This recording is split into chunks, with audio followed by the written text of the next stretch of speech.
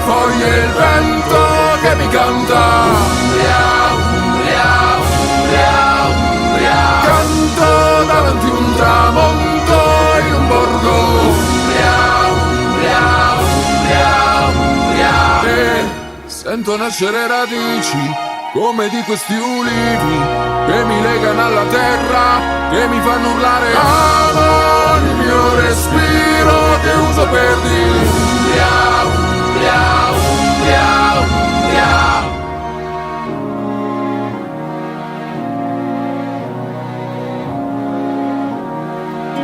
Sei terra che vibra di vita, che grida la troppa bellezza che tieni in te. C'è chi non ti vede ma tu non ti arrabbi ed abbracci chi sa accorgersi di te. Chiunque ti ha mai conosciuta di te parla come di un sogno, sai, chi ti tocca è destinato ad amarti e poi tornare da te. Sento tra le foglie il vento che mi canta. Umbria, Umbria, Umbria, Umbria. Canto davanti un tramonto in un borgo. Umbria, Umbria, Umbria, Umbria. E sento nascere radici come di questi ulivi che mi legano alla terra, che mi fanno urlare. Amo il mio respiro che uso per dire Umbria, Umbria, Umbria, Umbria. Naturopata, kinesiologo dell'inconscio, persona fantastica, lo posso dire? Grazie Alessandro. E Gianmarco, che è molto impegnato in questo momento, però lui...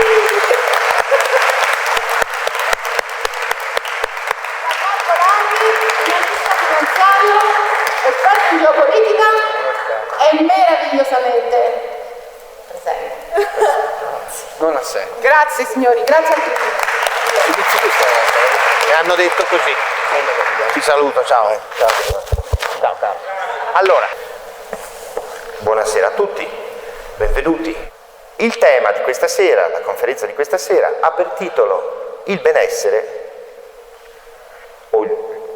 Rosanna, aiutami perché non me lo ricordo. Dov'è? Il benessere nel nuovo mondo, sì. Ok, il benessere nel nuovo mondo. Quindi abbiamo due parole già fondamentali, benessere e nuovo mondo. Queste due cose non possono esistere l'una senza l'altra, perché nel mondo che conosciamo ora non vi è benessere, se non un benessere magari, e anche lì potremmo discuterne, materiale, no? Quindi, ma noi non stiamo parlando di questo, questo è, come dire, una conseguenza naturale, ma il benessere a cui ci riferiamo è quello della persona, il benessere psicologico, emotivo, fisico chiaramente, biologico quindi, ma anche spirituale, il benessere. Ecco, questa cosa qui, non il benessere materiale, ma questo tipo di benessere non può che esistere in un mondo diverso da quello che vediamo oggi. Quindi queste due cose vanno insieme, non può essere diverso. E il mondo come lo conosciamo oggi finalmente si sta dirigendo verso questo, cioè verso l'essere un nuovo mondo. Nuovo a tutti gli effetti. Adesso io non entrerò nel merito, magari lo farà Gianmarco, ma penso che sia chiaro a tutti che il mondo sta rapidamente cambiando. E non è vero che sta peggiorando, sta migliorando. In questo nuovo mondo, in questo nuovo assetto, in questa nuova dimensione verso la quale, volenti o nolenti, perché questo è un processo deciso dalla natura, ci troveremo, si potrà e si dovrà per forza parlare di benessere. E allora parliamo di questo. Che cosa vuol dire benessere? Vediamo un po'. C'è qualcuno che si sente di provare a dare una spiegazione a questo termine? Cosa intende per benessere? Che cosa intendete voi per benessere?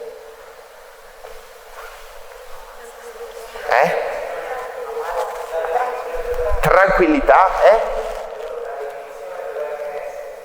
L'abolizione dell'OMS? Non ho capito.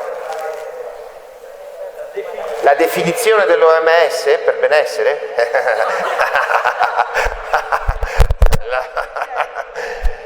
L'OMS.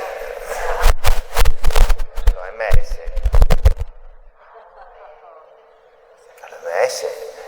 se non c'è più. Adesso arrivo qui, c'è una bambina che sta per dire una cosa che sarà importantissima. Quindi la sentiamo subito. Che ti chiami? Giulia, allora, sentiamo un po'. È stare bene, ha detto. Vero? Giusto Giulia? Bene, è proprio questo. Uno dice, chissà cosa vorrà dire benessere, no? Ma questa bambina ha detto semplicemente quello che è, stare bene. State bene voi? Sì? E allora perché siete qui? Per stare meglio. Ah, vabbè, mi hai fregato questa volta. Non so di niente. Ok. Stare bene. Allora, vediamo un po' meglio cosa può dire stare bene. Cosa può significare? Stare bene significa aver chiaro chi si è. Chi sono io? Voi lo sapete chi siete? Dai, adesso non è che mi dovete rispondere, è una provocazione che vi faccio. Stare bene vuol dire aver chiaro chi sono io e chi ognuno di voi è per sé. Perché noi nasciamo in un mondo, quello vecchio, nel quale veniamo caricati di tutta una serie di questioni che non ci riguardano.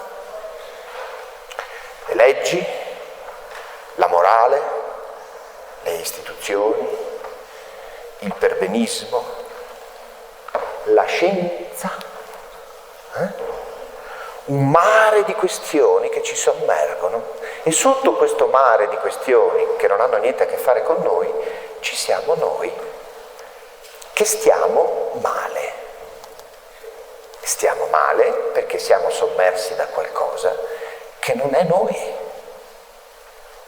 Quindi stare bene vuol dire aver chiaro chi si è e che cosa si vuole. Anche questa è un'altra questione importante. Voi, è sempre una provocazione, sapete che cosa volete per voi? Con chiarezza, per la vostra vita? Oppure quello che volete è qualcosa che siete convinti che sia inevitabile? Le persone spesso dicono, tanto ormai è così, cosa vuoi che voglia io? Non è che posso pretendere chissà che cosa, perché tanto la vita è questa. Ecco, questo diciamo atteggiamento nel mondo che sta arrivando non funziona più, perché ci saranno tutte le premesse per far sì che ognuno possa davvero finalmente dire che cosa voglio io per la mia vita, senza nessun limite.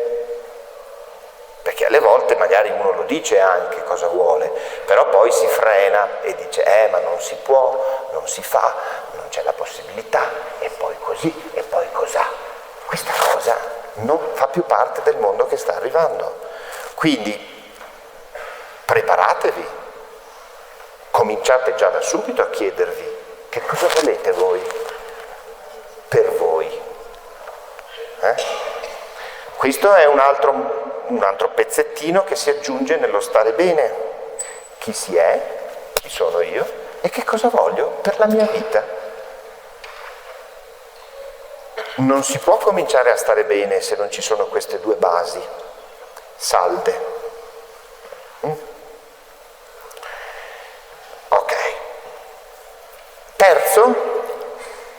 Terzo, recuperare una cosa che questo sistema nel quale siamo vissuti, vi faccio notare da secoli, qui dentro in questa sala, secoli e secoli fa,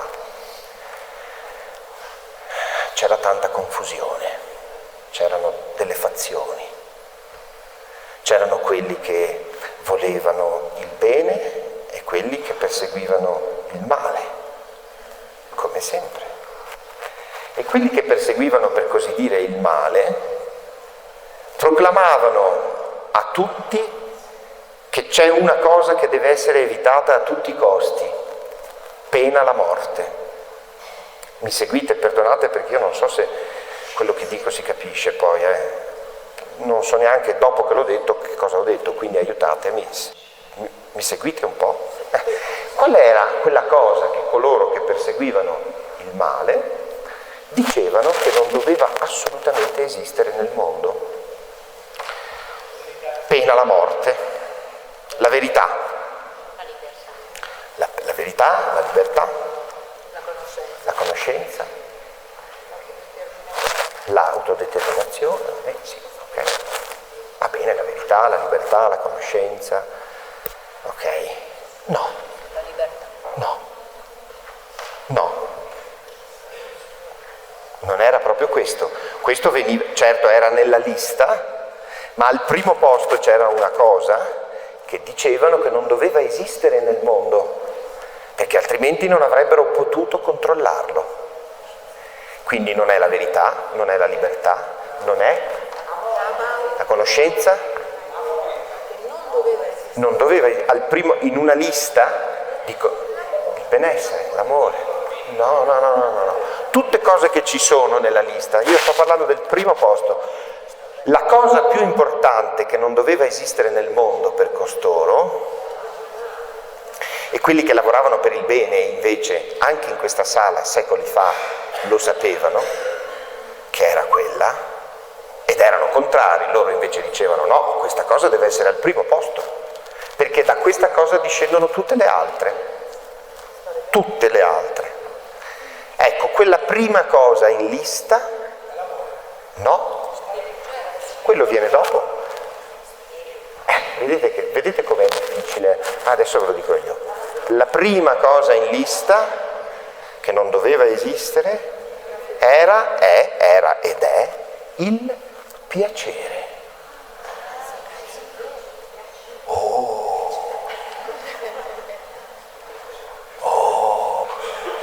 Ricordati che sei cenere, tornerai, devi soffrire, morire nella sofferenza e nella fatica. Il piacere è la prima cosa che hanno cercato di eliminare subito, perché da lei, dal piacere, discendono tutte le altre questioni che giustamente avete detto. Che cosa vuol dire il piacere? La piacevolezza, lo stare bene. Una persona che sta bene vive nella piacevolezza, nel piacere. L'universo, e quelli che lavoravano per la luce lo sapevano, si muove secondo questo principio. La chiave che muove l'universo intero è il piacere. Ed è la prima cosa che è stata eliminata. Perché il piacere dà il via inevitabilmente alla libertà, all'amore, alla conoscenza e alle cose che avete detto. Se non c'è il piacere, queste cose non ci sono. Ok? Quindi osservate la natura. Io lo dico sempre, in questo periodo primaverile vedete gli alberi che fanno prima le gemme, poi c'è i fiori, no? Una meraviglia, un'esplosione di colori, di profumi. E ogni anno, al di là delle normative dell'Unione Europea, la natura insiste a fiorire in primavera. Bisognerà mettere un freno anche a questa cosa prima o poi, no? E invece la natura non si può governare perché è lei che governa e quelli che lavoravano per la luce lo sapevano bene. Ecco, osservate la natura, cosa fa? Sboccia, fa i fiori. Allora provate a pensare per un attimo, fare un'ipotesi, se tutti questi alberi che in primavera sbocciano e fanno fiori non provassero piacere nel farlo. Pensate che disastro che sarebbe, no? Questi rami con le gemme che si sforzano e provano dolore, no? Nell'aprirsi e fare un fiore. Noi saremmo tutti morti, è chiaro questo, mi pare evidente, no? Non esisteremmo qui. È piacere puro. Come pensate che si formino le stelle o come ruotano le galassie? Un buco nero stesso, che si dice essere brutto e cattivo, perché assorbe tutto, no? Perché ingoia lo spazio e il tempo e poi sputa dall'altra parte qualcos'altro. Un universo parallelo, 2 universi paralleli, infiniti universi paralleli, con un tempo senza tempo. Ecco, pensate che lo faccia sotto sforzo? Il buco nero gode nel trasformare la vita dell'universo e la trasforma continuamente. Assorbe, trasforma, rinnova e genera nuovi spazi, nuovi tempi, nuove dimensioni. Molti di voi. Voi pensate di essere qui seduti su questa bella poltrona, ognuno col proprio nome, la propria vita e la propria storia. E basta. E invece voi siete molto più di questo.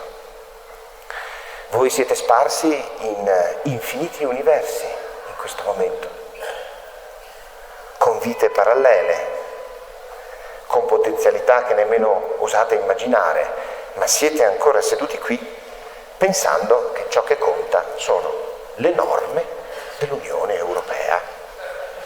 E parliamo pure schiettamente questa sera che non ci sarà più. Perché?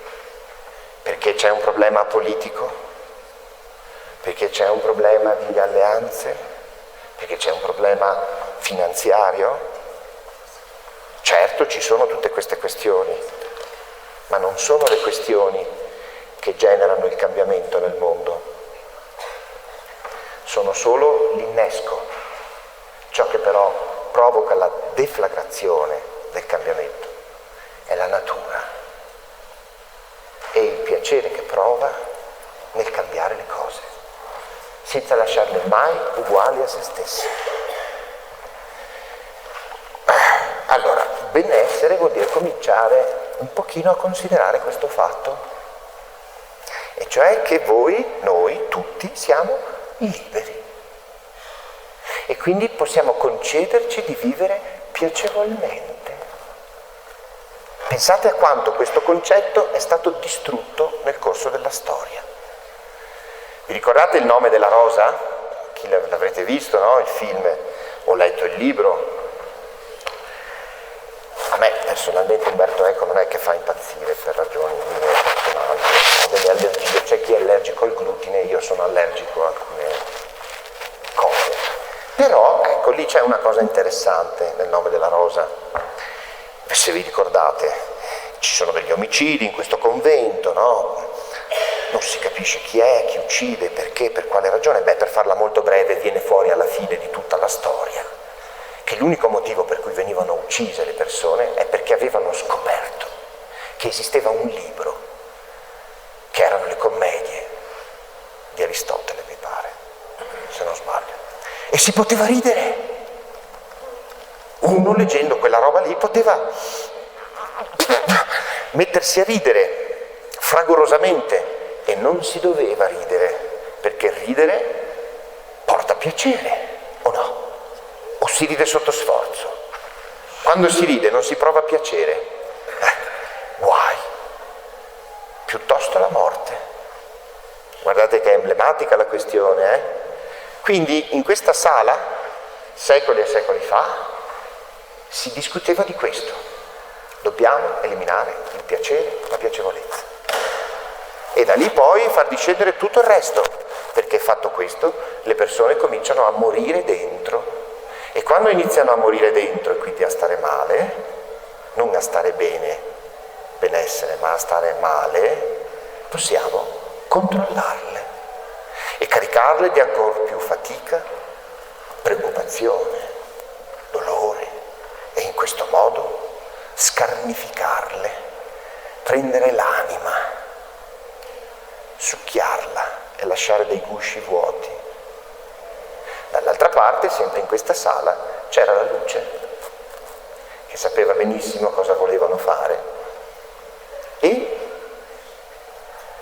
sapendo che voi oggi sareste stati qui, attraverso il tempo, hanno permesso che succedesse qualcosa, anche questo, perché possiate essere pronti a capire la differenza da qui in poi, tutti, uno per uno, ognuno con il vostro nome. Vi conoscevano tutti, come conoscono tutto quello che esiste.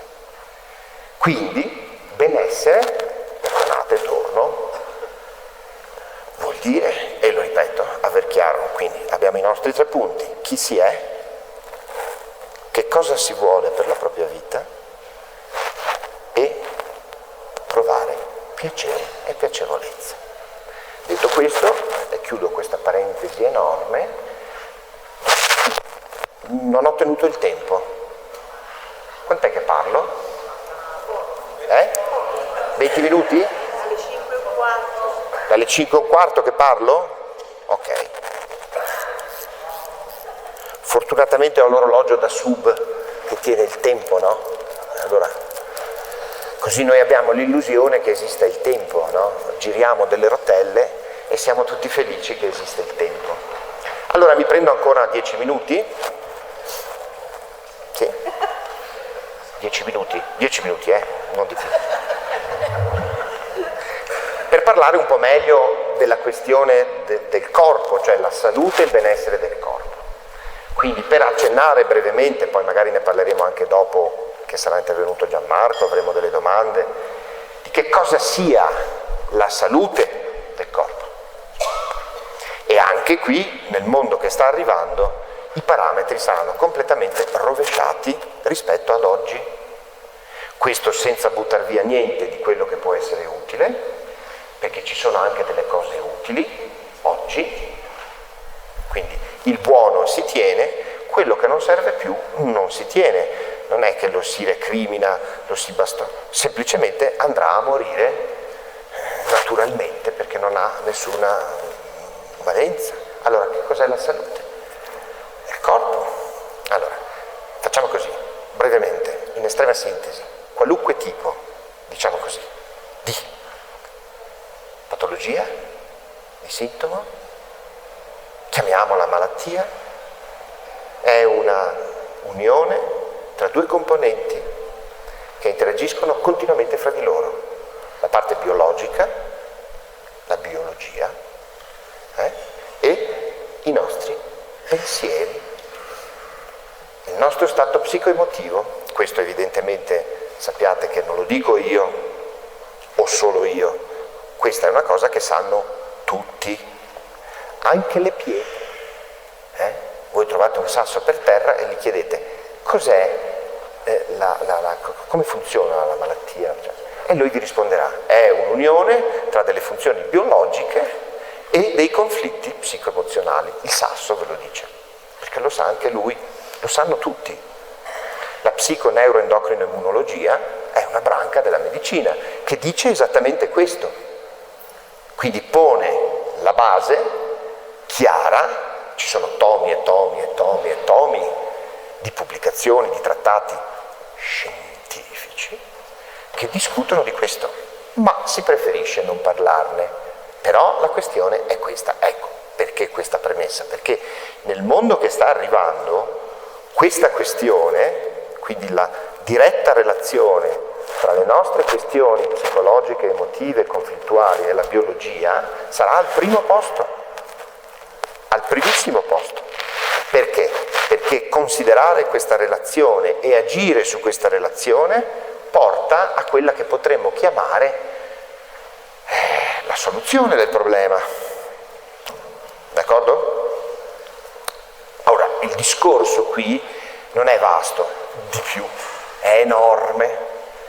Quindi io avrei piacere magari di entrare nel merito di questa questione del benessere nel nuovo mondo, quindi un benessere che tiene conto di questa relazione tra corpo, biologia e psiche. Dopo, magari con le domande, perché è un argomento talmente vasto che non saprei neanche io da che parte prenderlo. Magari dopo, con alcune vostre domande, ci potrà essere su questa cosa specifica, potrà esserci magari lo spunto per me perché quello che dico sia utile, perché magari se no rischio di dire tante cose, perché sono davvero tante. Quindi cominciamo da qui, partiamo da questo presupposto. Dobbiamo iniziare a riconsiderare questa questione. Posso dirvi una cosa, e ve la dico con assoluta certezza perché la conosco personalmente, l'ho anche già detta e la ribadisco, ci sono migliaia di medici che hanno chiara questa questione, che si stanno muovendo perché questa questione sia il centro di tutte le questioni, perché questa questione dovrà riportare noi, ognuno di noi, le persone, al centro della propria salute, perché la salute è un bene personale non delegabile e quindi sarà un fatto culturale quello che ci aspetta. Dovremo cambiare proprio impostazione, cioè insegnare alle persone ad aver chiaro che potere sulla propria salute ce l'hanno loro. Il medico o chi per lui sarà quella persona che coadiuverà, assisterà questo processo di guarigione che però la persona deve operare lei in autonomia, altrimenti ecco, questo è il benessere nel nuovo mondo, detto in estremi, non in sintesi di più, però il succo della questione sta tutto qui, d'accordo? Ribadisco, le cose sono tantissime da dire, io ho fatto mezz'ora a questo punto, lascio la parola a Gianmarco e magari dopo avremo modo di parlare ancora, con le vostre domande su questa questione entreremo nel merito di altro. Va bene? Come state? Tutto a posto? Provate un pelino di piacere, un pochino, un po'. Beh, è già bene, è già un inizio. Va bene.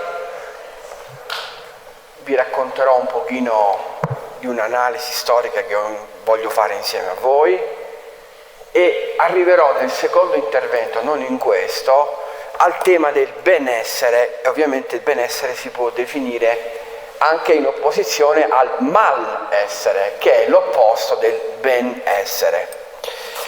E allora iniziamo da questa Unione Europea, prima Alessandro l'ha citata, quindi io inizierò parlando del malessere, parlerò dell'Unione Europea. L'Unione Europea ha palesato un'intenzione, quella di unire i risparmi agli investimenti. Che cosa significa? È un discorso da banchieri. Unire i risparmi agli investimenti vuol dire classificare quello che è il risparmio e che non può sparire e che non può essere messo a rischio, classificarlo come capitale messo a rischio, di rischio. Che cosa vuol dire in soldoni pratici?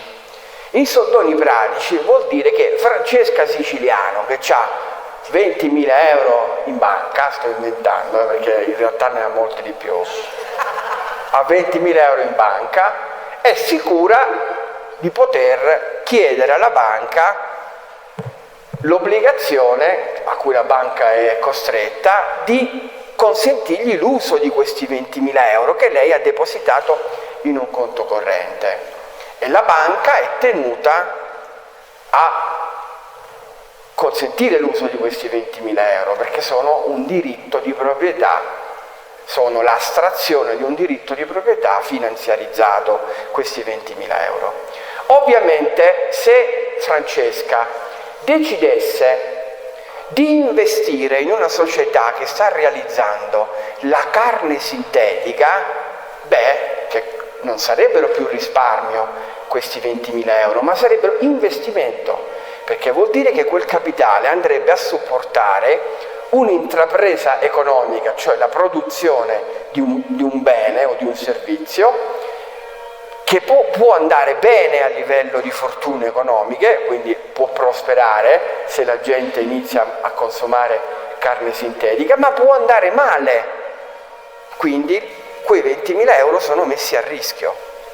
Ebbene, l'Unione Europea ha intenzione di unire tutti i governi nel Consiglio Europeo e di chiedere, in forza di una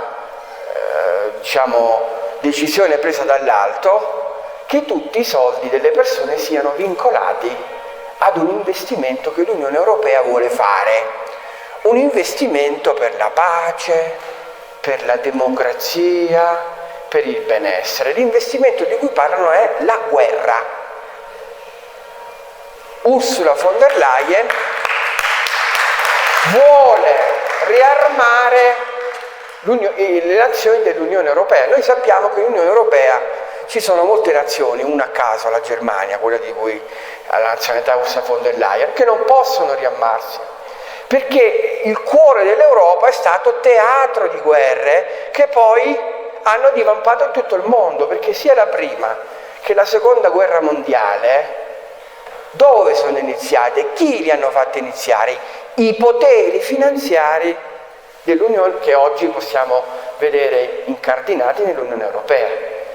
Quindi voi capite che quando Ursula von der Leyen parla e chiede 800 miliardi di dollari da prelevare di fatto, prelevare tra virgoletti, ma da destinare a investimenti, che cosa sta facendo? Vuole tornare a un vecchio paradigma, il paradigma delle guerre.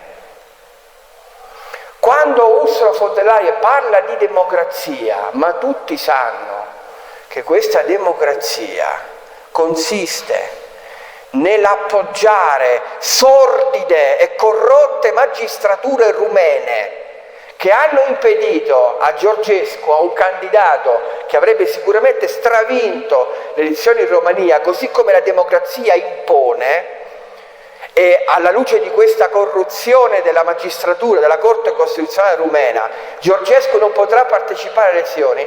Che cosa dice l'Unione Europea? Cosa dicono i Macron, i paladini dell'Unione Europea? Dicono che il benessere della democrazia si deve estrinsecare attraverso l'isolamento di qualsiasi personaggio politico non gradito all'Unione Europea, proprio assonante con la parola democrazia e con la parola benessere. Quando l'Unione Europea fa queste cose, noi dobbiamo preoccuparci. Dobbiamo preoccuparci perché l'Unione Europea è comunque il luogo in cui noi stiamo, perché noi siamo in Italia e siamo quindi dentro l'Unione Europea. Purtroppo i palazzi hanno quell'obbrobriosa bandiera azzurra con le 12 stelle, che è un simbolo ovviamente verso il quale molte persone hanno avversione, e quindi noi dobbiamo preoccuparci di questo, perché anche se nel mondo le grandi potenze vanno in una direzione opposta, cioè una direzione di pace, di democrazia e di prosperità, l'Unione Europea non va in quella direzione. E però esistono delle cose che ci possono far riflettere e ci possono anche corroborare nello stato d'animo, perché noi abbiamo che gli Stati Uniti d'America fanno una potenza che investe oltre 950 miliardi di dollari all'anno, ed è quindi una vera e propria potenza che chiede la pace e che può imporre la pace. La Russia, insieme alla Cina, che sono i due principali paesi del BRICS, l'America è il principale paese del G7, la Russia e la Cina fanno oltre 900 miliardi di dollari in spese militari. L'Europa non arriva a neanche un quindicesimo di queste spese.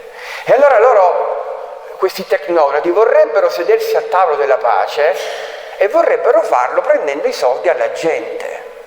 alle persone, mettendo a rischio i soldi delle persone. E non sarà un provvedimento una tantum, come dicono i professionisti dell'informazione, no? Canale 5 dice che sarà una tantum, perché è evidente che tu non puoi prendere dei soldati o dei mezzi e li paghi solo per un anno. Che esercito vuoi fare? Devi fare un investimento poliennale. Il soldato non è che lo paghi un anno e l'anno dopo non lo paghi più. Quindi questi 800 miliardi in più dovrebbero essere una spesa che almeno per 7-8 anni, 10 anni bisogna prevedere. Praticamente in questo modo vogliono prendere il risparmio a tutti i popoli europei e soprattutto all'Italia, che ha il risparmio in termini percentuali ma anche in termini di valore di contabilità nazionale più cospicuo, e lo vogliono fare agitando la bandiera del pericolo russo, del pericolo di Putin. Questo è quello che vogliono fare. Riusciranno a farlo? Secondo me no. Secondo me ci stanno provando, è un tentativo disperato, ma non riusciranno a farlo perché due nazioni significative, quali l'Italia e la Germania, la prima e la terza dell'Unione Europea, non sono nazioni che hanno una sovranità piena. A livello militare noi abbiamo una sovranità subordinata agli Stati Uniti d'America, che viene chiamata questa cosa alleanza NATO, ma in realtà, poiché il comando supremo militare della NATO è un generale americano per forza, per statuto, e i generali americani devono ubbidire al comandante in capo, quindi al Presidente degli Stati Uniti d'America, io ho ragione e fiducia nel poter affermare che questo tentativo disperato di Macron e di Ursula von der Leyen non arriverà a realizzare questo orizzonte di malessere. Perché questo orizzonte di malessere, la guerra, è stato uno dei temi fondamentali agitati e che in seno all'Agenda 2030 si davano per scontati, per portare avanti un'agenda politica di nuova normalità che avrebbe dovuto culminare all'apice nel 2030 con un meccanismo, quello delle monete digitali programmate dalla Banca Centrale, attraverso il quale avrebbero voluto i tecnocrati dell'Unione Europea portarci a una loro visione di benessere, che io giudico invece, in realtà, così come giudico la guerra e l'oligarchia e l'antidemocrazia, li considero malessere, perché le monete digitali della Banca Centrale, che Lagarde ancora oggi prova a sostenere, anche se in tutto il mondo sono stati stroncati questi tentativi, sono in realtà il meccanismo che consente a una banca centrale, quindi a un potere tecnocratico arbitrario e astratto, di poter impedire l'utilizzo dei soldi, dei propri soldi alla gente, in ragione di un giustificativo, quale la guerra, quale l'allarme climatico, quale una qualche pandeminchia, all'unico scopo di togliere i soldi a chi ce li ha. Che ovviamente uno i soldi ce li ha per spenderli e per fare quello che lui vuole, per godere e disporne di questi soldi, non per chiedere eventualmente il permesso del poter fare un pieno di benzina o andare in vacanza a qualche tecnocrate, a qualche banchiere della Middle Europa. E quindi voi capite che stiamo arrivando a una redelationem, quindi a un confronto finale tra due concetti finanziari, politici e di benessere che sono antitetici l'uno all'altro, perché il benessere si oppone al malessere, perché la società verticale, piramidale, in cui c'è un vertice e ci sono dei server, le banche, che governano, che intermediano la vita economica dei cittadini, è un modello diverso a quello anarcofinanziario, orizzontale, in cui ogni persona con i propri soldi e i propri averi fa quello che vuole e non deve chiedere permesso allo Stato o alle banche o a qualche organo transnazionale come l'Unione Europea, l'OMS e quant'altro. E quindi quello a cui noi stiamo arrivando è un confronto serrato che non è enfatico definire il confronto tra l'umanità da una parte e la disumanità dall'altra, perché è profondamente disumano parlare di democrazia, di pace, di libertà attraverso il riarmo e il permanere di una guerra che neanche la loro marionetta vuole più. Perché è stato disumano parlare di sanità e parlare di tutela della salute e costringere i cittadini in Europa ai farmaci di Ursula von der Leyen che stanno seminando morte adesso in Italia e in Europa. Perché è malessere ed è profondamente ingiusto portare avanti le bandiere dell'ambientalismo, che ambientalismo non è, attraverso quella fanfaluca dell'allarme climatico per cause antropiche portate avanti dalla scienziata Greta Thunberg, che non sa risolvere un'equazione algebrica e che vorrebbe imporre la povertà per un riscaldamento climatico che non dipende assolutamente dai consumi degli esseri umani, ma ovviamente il fatto che gli esseri umani poi non consumino che cosa comporta? Comporta che sono poveri, comporta che non utilizzano i loro soldi, perché questi soldi rimangono in capo e nelle disponibilità di questa elite, un'elite che è collegata al sistema farmaceutico mondiale. Voglio qui soffermarmi e indugiare un attimo su questo aspetto. Io ho degli amici che saranno coinvolti da me e da Alessandro nel progetto di fare centri olistici in tutta Italia, che mi hanno chiamato stamattina incazzati neri, perché due di questi personaggi erano stati convocati per il mese prossimo in Romania, perché in Romania c'è una base di cappelli bianchi molto forti, per incontrare Musk e per incontrare altri scienziati, alcuni scienziati, per mettere a punto delle tecnologie di supporto all'umanità e di supporto a questo potenziale che noi abbiamo e che non riesce a esprimersi, che è quello di curare noi stessi con le nostre proprie energie, con le nostre proprie risorse. Questi due miei amici sono incazzati perché si rendono conto che Georgescu non sarà il premier, e c'è comunque un conflitto. Si rendono conto che l'Europa sta cercando comunque, ha bloccato Georgescu, vuole fare la guerra, vuole riarmare, vuole aggredire i risparmi delle persone. La bestia si muove, la coda la sbatte, è sotto, sotto la spada, però si muove, è comunque una bestia pericolosa. Però io voglio riflettere e voglio dare a tutti voi un messaggio di grande forza, perché la nostra forza era la loro forza.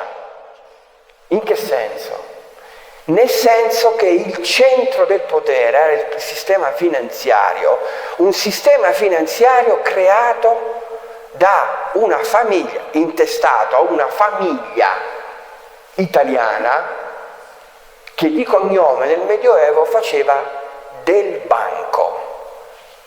La famiglia Del Banco prese dal 500 in poi il cognome Warburg e gli atti costitutivi della prima banca centrale, la peggiore banca centrale al mondo, la Fed, portano la firma di Paul Warburg, mentre suo fratello Max Warburg entrambi due uomini dei Rothschild, però due uomini importanti.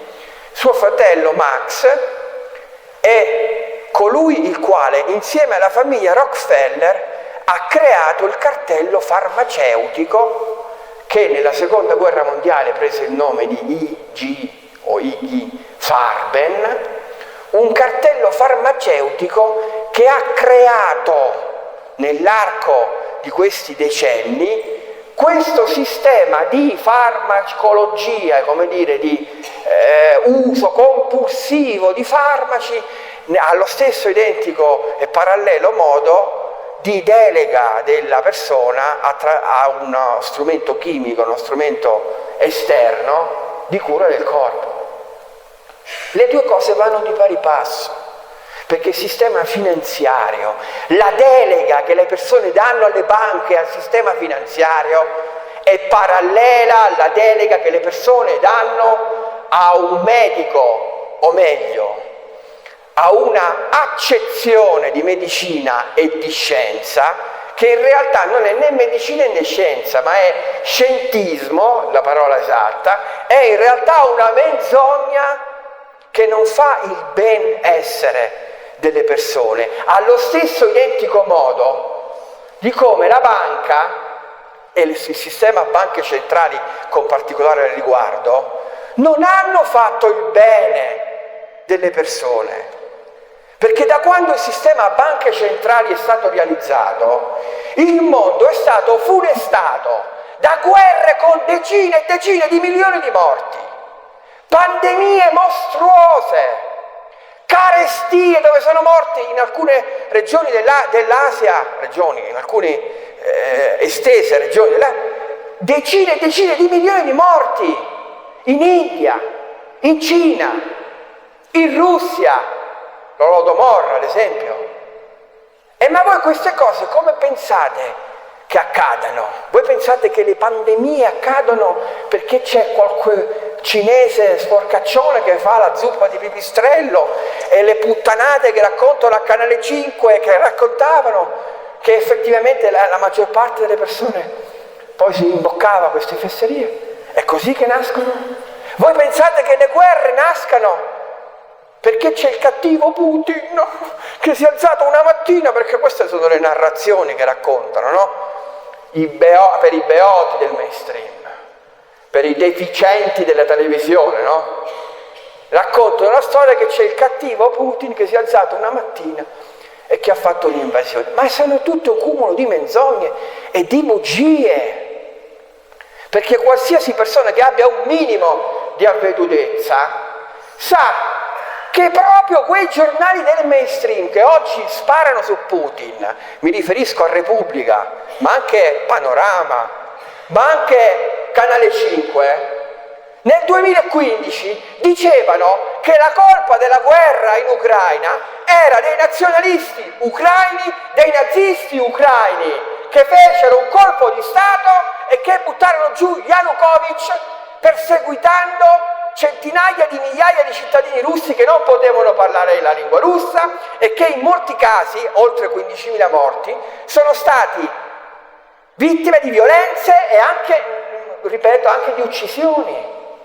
E allora chiunque oggi dica che la guerra è iniziata perché c'è Putin il cattivo e l'Europa deve difendersi e c'è bisogno di dare l'oro alla patria, scusate, l'oro non alla patria perché l'oro l'hanno tolto via, i soldi bisogna darli, i risparmi, perché dobbiamo difenderci dalla Russia, chiunque dica questo è un attore del malessere, perché vuole realizzare l'inferno in Europa, ma non solo in Europa, nel mondo. Questa è la verità che va raccontata ed è una verità che va di pari passo tra l'atteggiamento, lo spirito, la vibrazione, l'essere di ogni singola persona, e che chiaramente è collegato anche a come questa persona si cura, a come questa persona interagisce con le energie e con i fatti, gli avvenimenti del mondo, e dall'altra parte con ciò che a livello macro viene realizzato. Siamo a 45, no scusa, 20. Ed allora, cos'è che bisogna comprendere e bisogna tutti insieme fare leva?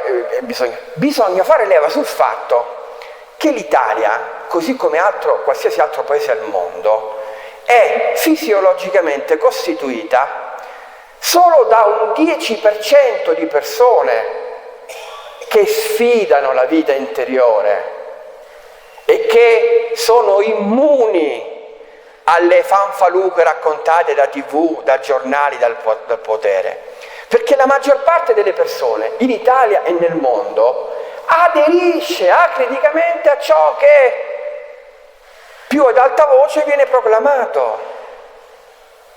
Ma la storia non è scandita dalle vittorie della maggioranza, ma è scandita dalla vittoria delle minoranze.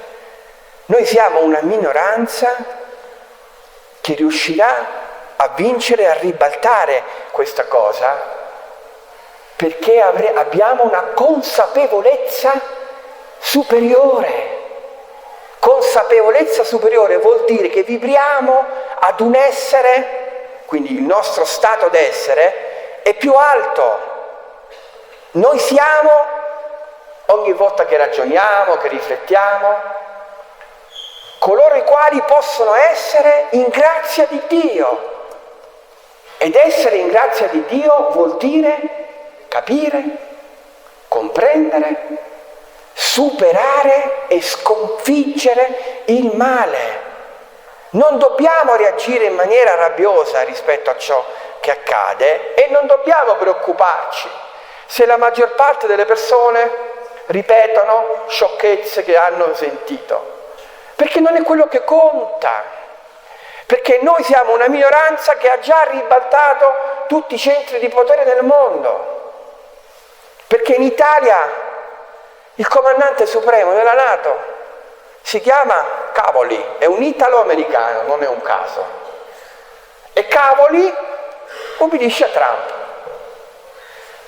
Quindi voi capite che si fa veramente fatica a pensare che la bestia possa ribaltare questa situazione, così come si fa fatica a pensare che i nostri piani di rivoluzione finanziaria e i nostri piani di creare, diffondere nuove tecnologie per la cura del corpo, per poter contrastare questa loro tendenza di abbassare la lunghezza di vita media delle persone attraverso i vaccini, noi agiremo invece per allungare la vita media delle persone attraverso l'utilizzo, l'impiego delle energie nella vita di tutti i giorni. È pensabile pensare che le cose possono andare in una direzione diversa e che quello che deve succedere non succederà, perché niente fermerà quello che deve succedere. Quindi dobbiamo stare calmi, come dice Alessandro, possiamo entrare e uscire dalla pasticceria se ci sentiamo in uno stato, come dire, di difficoltà, e dobbiamo guardare tutti i fatti con l'acume di chi ha una consapevolezza superiore. Prima di cedere ad Alessandro voglio dire una cosa. Io sono tempestato da un giorno da telefonare di persone che non hanno fatto acquisti di oro e d'argento quando glielo dicevo io, e adesso sono andati nel panico perché hanno visto che l'Unione Europea vorrebbe mettere le mani sui loro risparmi. Dicono: come voglio fare? Dammi il numero di Erika Abbonato, come la trovo? Dove... Ragazzi, state calmi, sono soldi, non è poi così importante, non avete niente, avete una posizione. La cosa intelligente da fare era utilizzare, come stanno facendo gli altri, i vostri soldi per comprarvi qualcosa che ha valore, tipo una casa, magari farvi una vacanza, farvi un babà alla crema, oppure un lingotto d'oro e d'argento, qualcosa che dà valore, che non dovete stare in un sistema di accumulo dove voi alla fine delegate il vostro futuro, il vostro benessere, a chi lo delegate? A Mario Draghi. Ma voi vi fidate di Mario Draghi? Ma voi vi fidate delle banche? Se non vi fidate, ma gli affidate tutto quello che avete e siete stati dei coglioni, quindi meritate di essere puniti. Scusate, Io non dico che si possa stare senza le banche oggi, perché il sistema è ancora in una fase di transizione. Quello che io ho sempre detto è: non bisogna più lasciare che i propri soldi siano gestiti dal consulente finanziario della banca, ma è un amico. Oppure lasciarli in banca e dire: vabbè, però 50.000 me li tengo. Ma che te ne fai? Beh, 50.000 mi posso... Ma ti compri un lingotto, poi se ne hai bisogno di 2 giorni lo rivendi. No, hai 50, tieniteli. E adesso mi chiami per dire: dammi il numero di Erika che voglio, sono un gioco dico: oh, calma.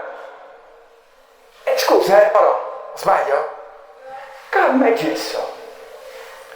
Nella seconda parte dell'intervento vorrei spiegarvi come la rivoluzione in corso determinerà la diffusione non solo della ricchezza materiale, e quindi non preoccupatevi se magari avrete qualche problema di soldi, qualche ammanco o qualcosa, non vi preoccupate, ci sarà una redistribuzione della ricchezza, ma soprattutto ci sarà una redistribuzione della conoscenza e delle consapevolezze e del potere che c'è in ognuno di noi, un potere che noi abbiamo e che nel prossimo futuro ci consentirà il benessere e quindi emanciparci dal malessere.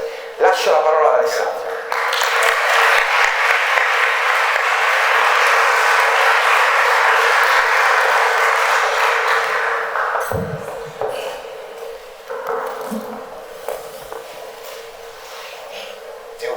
Questo lo possiamo tenere in mano?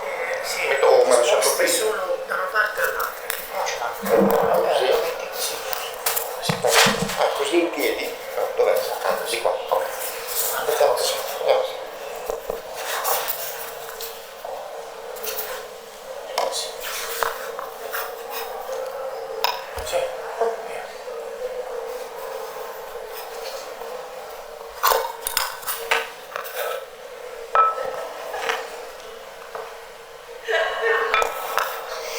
Bene, allora, grazie Gianmarco, adesso vediamo un pochino di fare quello che dicevamo prima. Io mi sento di aggiungere una piccola cosa, ma l'ha detta anche lui, magari lo dico a modo mio, ecco, riguardo alla guerra, al pericolo della guerra. Allora, si sente? Lo dico a modo mio, dicevo. Guardate, provate veramente a considerare con attenzione che è finito tutto. Non ci sarà nessun tipo di scontro. Sono esattamente 8 anni che si cerca uno scontro globale. Globale vuol dire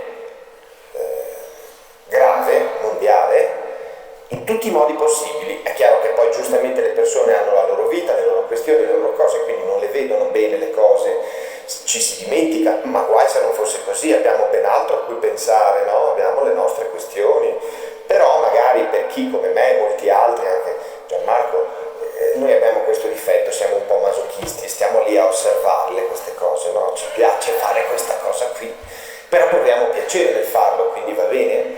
Ecco, possiamo dire davvero che i tentativi per arrivare a uno scontro sono stati innumerevoli. Non si può più. Voi state osservando questi personaggi che in questo momento stanno conclamando l'idea di una guerra contro la Russia, eccetera. State osservando semplicemente un delirio. Io posso dirvi questo che vi sto dicendo, poi starà a voi magari approfondire la questione. Non abbiate timore, non c'è alcun motivo di aver timore. Faccio una metafora che forse si capisce meglio. Se voi avete davanti una persona con una pistola che vi minaccia, giustamente avete paura. Perché? Perché caspita, insomma, non è una situazione piacevole. Ma se voi avete chiaro che quella è una pistola che se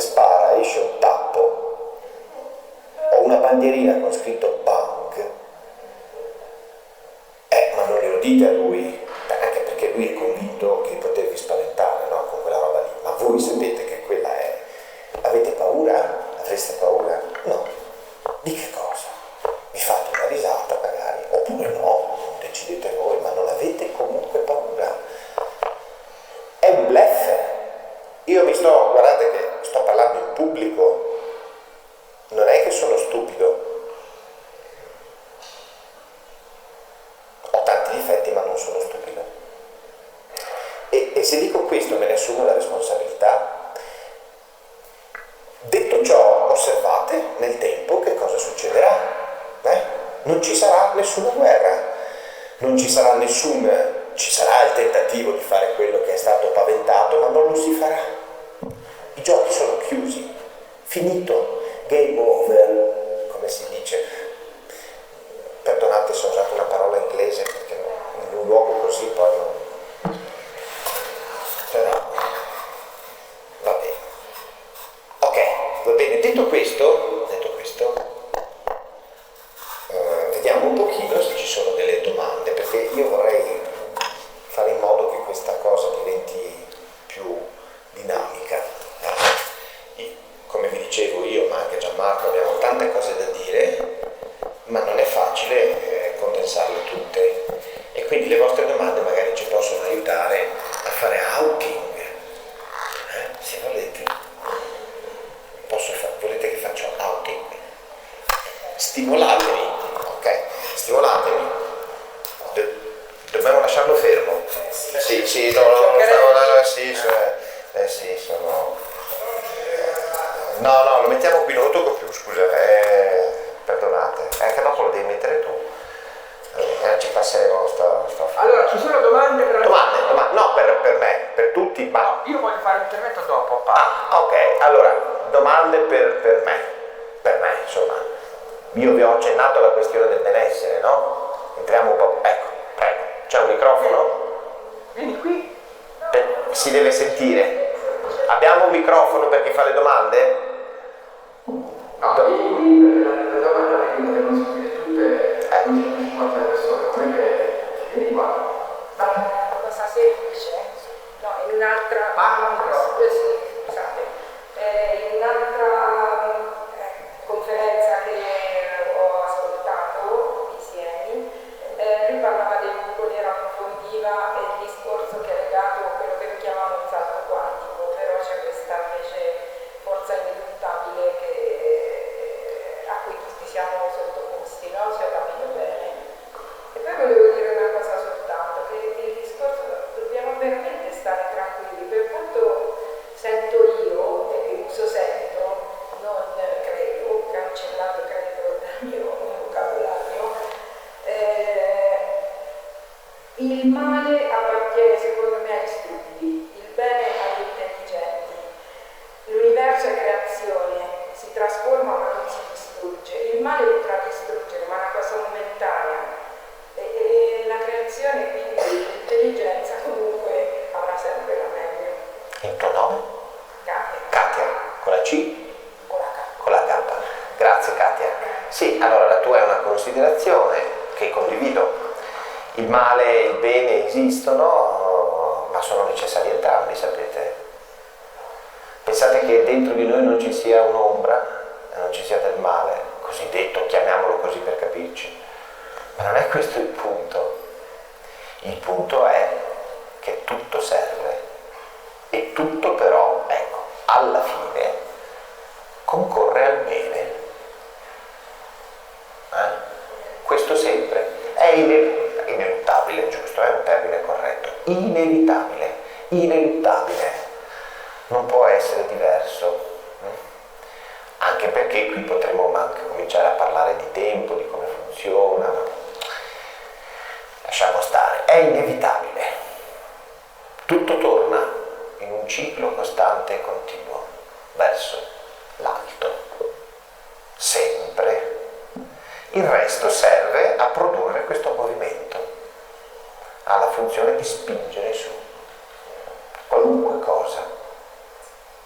Però poi noi dobbiamo, detto questo, lo ribadisco e ci tengo a ribadirlo, in questo momento stare tranquilli tranquilli, che non vuol dire vivere in un mondo fatato, fuori dalla realtà, illudendoci, ma andando a fondo delle questioni. Cioè, l'essere tranquilli in questo momento rispetto a tutte queste questioni deve essere il risultato di una conoscenza che voi cominciate a produrre rispetto a queste questioni, perché se ci andate dentro, scarpe, braghe, tutto intero, ci andate dentro a questa cosa, vi accorgerete che non avete alcun motivo di preoccuparvi. Quindi io posso dirvelo in questo modo ora, ma è chiaro che non serve a nulla se poi voi non lo farete per conto vostro, cioè dovete andare a capire perché sto dicendo questo. È un discorso molto lungo. D'accordo? Bene, vediamo se ci sono altre domande. Adesso qui ho paura, temo che le domande non ci saranno più, perché chi deve fare una domanda dovrà venire qui e non... e quindi ci sarà questo momento di imbarazzo, ma fatevi avanti, non abbiate timore. Il nuovo mondo prevede che voi lo facciate. Se non vi fate coraggio... Allora, c'è un signore che sta arrivando. Ecco, beh, grazie. Con molta flemma. Sì, vabbè, certo. Lei è un seguace di Siena. Sì, certo, sì. L'aspetto a cui vorrei dare l'attenzione, che secondo me unisce, dare l'attenzione che unisce i due aspetti che avete illustrato, è il fatto che appunto parte di quel piacere a cui accennava lei comprende l'amore, e quindi il malessere come opposto al piacere comprende l'odio, giusto? Ecco, quello che abbiamo sperimentato nell'esperienza della pandemia è stato proprio questo aspetto qui, cioè nell'arco di una settimana, direi, si è scatenato un odio fraterno, familiare, intimo, che ha minato la nostra mente, la nostra stabilità, le nostre sicurezze. Ecco, allora mi chiedo, oggi temiamo una guerra, ma la guerra che temiamo è una guerra convenzionale, è una guerra ordita da menti perverse che sono in grado in poco tempo di scatenare un odio fraterno e quindi quello che io azzardo a dire una guerra civile? Questa è la domanda. Questa è la domanda, va bene. Grazie. Nome? Emilio, grazie. Grazie della domanda. Allora rispondo prima sinteticamente, poi cerco di allargare la risposta. No. Sì, chiaro che questi va bene anche una guerra civile, sì, certo, perché no? Se c'è da fare casino, come si dice, se c'è da rovinare le cose, va bene tutto, ma loro puntano a uno scontro globale. Lo hanno sempre fatto in questi 8 anni, ok? Ma come vi stavo dicendo, questo è impossibile, non si può, non è proprio possibile farla questa cosa. Quindi, di fronte a tutti i proclami che sentirete da qui in poi, ma ne avete sentiti anche negli anni scorsi, se è per quello che poi si dimenticano, no? Come vi dicevo, ma allora restiamo in questo, state tranquilli. Osserverete questi qui che sono ormai in un delirio totale, completo, assoluto, che schiumano con la bava alla bocca, cercando di urlare, di abbaiare per ottenere ancora quello che non è più possibile ottenere, e cioè la paura. Non funziona più, ma non solo perché le persone sono cambiate, anche e soprattutto perché il mondo, come ho detto altre volte, è stato risolto. Le questioni sono state chiuse. E tutta questa cosa che state osservando può avere ancora un'utilità nella misura in cui sarà necessaria perché le persone vedano con i loro occhi chi hanno di fronte. Non può essere diverso, doveva andare esattamente così e andrà esattamente così, né più né meno, senza una guerra e senza che le minacce che sentite in questo periodo quelle a cui accennava anche Gianmarco, ma metteteci dentro anche tutte le altre che potreste sentire o aver sentito, si possano verificare. Adesso sta a voi. O cominciate a capire questa cosa, o sarete preda dell'unica cosa che a loro rimane per voi, la paura. E sappiate che questa questione della paura è talmente pervasiva che è anche alla base di tutti i problemi che noi chiamiamo di salute. La biologia non si ammala senza la paura. Se una persona non ha paura, non si ammala.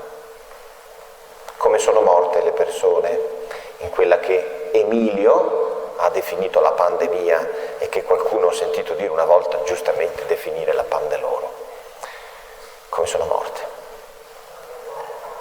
Sapete che cos'è il polmone dal punto di vista del senso biologico della funzione bronchiale polmonare?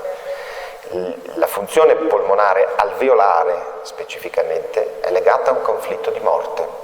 Quando una persona vive la paura della morte in maniera drammatica, quindi scioccante e improvvisa, e non ha strumenti per comprendere che non ce n'è motivo e prova paura, la biologia subito reagisce in maniera immediata attraverso un'azione del cervello sulla funzione bronchiale polmonare. E che cosa fa? Quello che vi hanno detto essere causato da un virus. Lo fa la paura, è molto semplice. Non serve un virus, basta che abbiate paura.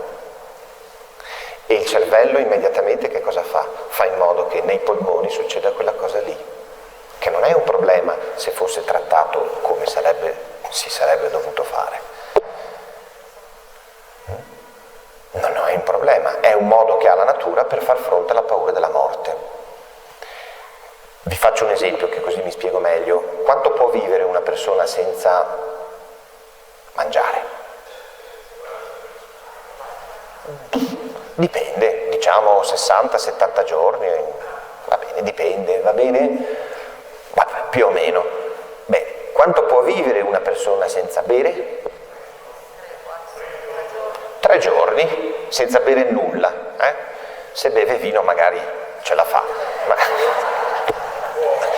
senza bere muore in 3 giorni, più o meno, va bene? Ok. Quanto può vivere una persona senza respirare?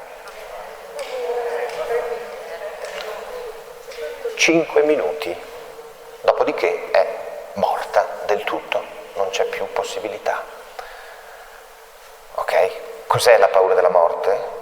Vedete cosa fa quando uno ha paura della morte? Quando io ho paura della morte, mi manca l'aria, che cosa fa il cervello? Produce una reazione a livello bronchiale, polmonare, che mi aiuta in qualche modo a respirare di più. Certo, se io questa la considero una malattia, è una malattia oppure è un modo che ha il corpo, la biologia, in accordo con i processi conflittuali, per dare una possibilità in più di vita. Ti faccio respirare in qualche modo, ma se manca l'aria significa che la paura è talmente forte che tutto questo sistema è andato in crash. È la paura che uccide, sapete? Biologicamente uccide. Non metaforicamente, fisicamente. In questo caso è la paura della morte che colpisce il polmone. Bene, era un esempio per spiegare cosa? Che non bisogna avere paura e che l'unica cosa su cui possono fare ancora leva è quella. Non hanno altre possibilità, non hanno mezzi, non hanno strumenti, non hanno fondi, gli si sta togliendo tutto, sono ormai quasi degli straccioni, non a caso paventano di venire a prenderli da voi, cosa che non possono fare, perché se solo ci provano succedono delle cose spiacevoli a loro, non a voi. Quindi la paura, questo sì, possono ancora, ma questo dipende da voi, non lasciatevi spaventare, perché rischiate la vita. Perché si comincia a entrare nel malessere e il cervello comincia a reagire e la biologia comincia a rispondere, perché funziona così, non perché lo dico io, perché la natura funziona in questo modo. Ecco perché vi ho parlato del piacere, perché se si vive e si riesce a recuperare questa dimensione del piacere, della piacevolezza, non c'è paura. Una persona che prova piacere può provare contemporaneamente paura? No, a meno che per non chissà quale strana ragione ci riesca, ma in quel caso diventa matto, cioè salta, capite? Non è possibile, ok? Vediamo se c'è qualche altra domanda, sempre sulla benessere, su queste questioni, proviamo a sentire se si sente la voce, vediamo, poi ripeto la domanda magari. Sì, allora vieni pure.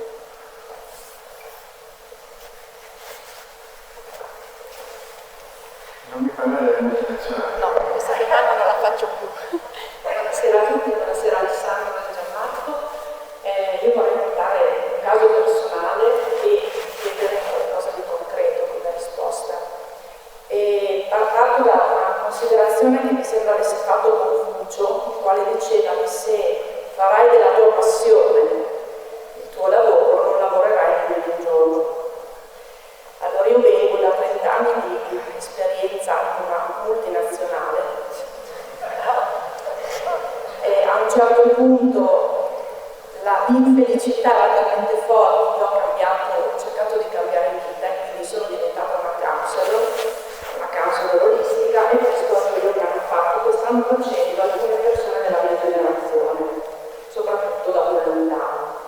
Ma allo stesso tempo mia figlia, che ha 27 anni, generazione Z, si è laureata in farmacia e già dopo un anno di lavoro è in crisi, perché finanziariamente le soddisfazioni sono sempre meno, le ore di lavoro sono sempre di più e comincia a serpeggiare l'idea che si sta vendendo un rimedio che sopprime il sintomo ma non risolve la causa, che spesso non è neanche biologica.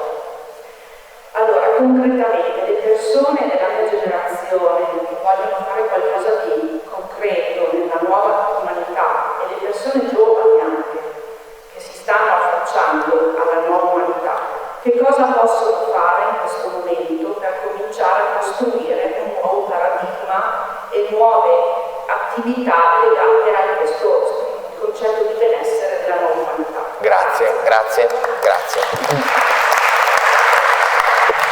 Allora, la prima cosa che possono fare, quindi vado direttamente a rispondere alla domanda, è aumentare la quantità di vino. Questo sicuramente subito dà un grande incremento, a parte gli scherzi. Allora, guardate che questa è una domanda importante, molto importante, ma è talmente importante e complessa che non è neanche semplice proprio rispondervi. Cosa possono fare? Ci sono un'infinità di cose che si può fare. Un'infinità. Banalmente possono cominciare a approfondire in maniera proprio puntuale questa questione della relazione tra il conflitto e la biologia, perché è alla base del futuro. Il futuro è questo. Come giustamente accennavi, oggi si tratta la salute in modo sintomatologico, cioè c'è un sintomo che viene ascritto a una patologia cosiddetta e si lavora fondamentalmente su quello, cioè sul sintomo. La farmacologia agisce fondamentalmente sulla sintomatologia, non sulla causa reale del problema, ma quella che è chiamiamola malattia, è l'effetto, non è il problema, è l'effetto di tutta una serie di eventi che producono quella questione sul piano biologico. Quindi questo secondo me è quello che dovrebbe fare qualunque persona oggi voglia cominciare a dire: faccio qualcosa finalmente di diverso, mi avvicino a quello che dovrà essere il nuovo approccio alla salute. Chiarire questa questione, approfondire questa questione. Quindi non solo considerare il fatto di trattare quelli che noi oggi già chiamiamo sintomi o patologie in modo diverso, perché se io uso l'omeopatia o qualsiasi cosa che non sia un farmaco, che apro e chiudo parentesi e ci tengo a dire questa cosa, attenzione, perché la farmacologia non è tutta da buttare via, questo lo dobbiamo dire, perché ci sono dei farmaci, per esempio, che salvano la vita, e sono i farmaci salvavita, lo dice il nome, ma sono 5 e sono sempre quelli. E vanno usati in casi di emergenza acuta, grave, quando non c'è altra possibilità, non come lo si fa oggi. D'accordo? La medicina d'urgenza non è sostituibile, nemmeno in futuro, e per fortuna che c'è e ha fatto passi da gigante, ma è la medicina d'urgenza. Capite cosa intendo dire? La medicina di primo soccorso, di urgenza, dell'acuto, quella salva la vita. Ma tolto quello, l'approccio, tolto quella parte, è totalmente scorretto. Perché si continua a agire semplicemente sul sintomo. Quindi torno al punto, se noi usiamo qua altro, per rispondere alla tua domanda, no? Cosa dovrebbe fare un giovane o una persona che vuole cambiare? E fa semplicemente questo, quindi invece che usare un farmaco usa un rimedio, diciamo, naturale, chiamiamolo così, c'è tutto un mondo anche lì, ecco, certamente è meglio perché magari si evitano tutte le questioni legate agli effetti collaterali, ma non si cambia la questione. Il problema non è a tot sintomo, tot rimedio, che magari sostituisce un farmaco. Perché non è questa la questione, bisognerebbe, ecco, cerco di rispondere alla tua domanda, far capire alle persone, perché questo è un fatto culturale, che vogliono fare questo cambiamento, che non è questo il modo, perché questo non fa altro che, alla fine, non cambiare niente. Se tu hai un problema e io invece che un farmaco ti do un fiore di Bach, non ho risolto nulla, perché il punto non è questo, il punto è, primo, che la mia funzione sarà quella di aiutarti nei limiti del possibile, perché noi non possiamo aiutare nessuno, anche questo andrebbe spiegato a chi vuole cambiare le cose, non siamo nella condizione di farlo, ma proporre di fare, come dire, di capire che dobbiamo cambiare questa cosa qui, che è la persona che deve farsi carico della propria salute, della propria vita, della propria questione, e allora lì si può ragionare in modo diverso. Sì, arrivo.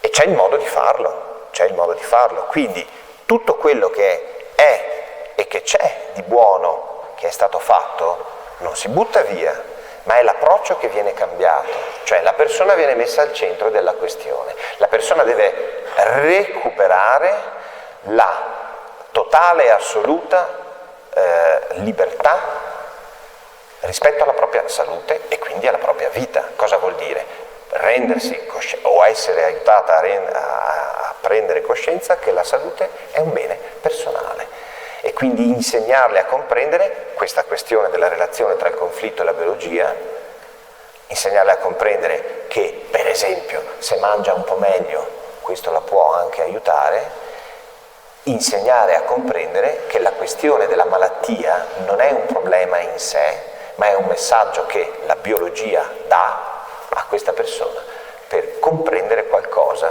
o per salvarla da qualcos'altro.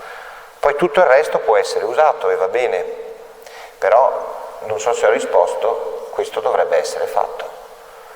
Per cui, ripeto, questo approccio è molto vasto, richiede molte competenze, ma fondamentalmente come un imbuto va a finire solo su questo grande lavoro che dovrebbe essere fatto per aiutare le persone a prendere coscienza che la loro malattia cosiddetta è una questione non mortale, risolvibile, comprensibile e personale.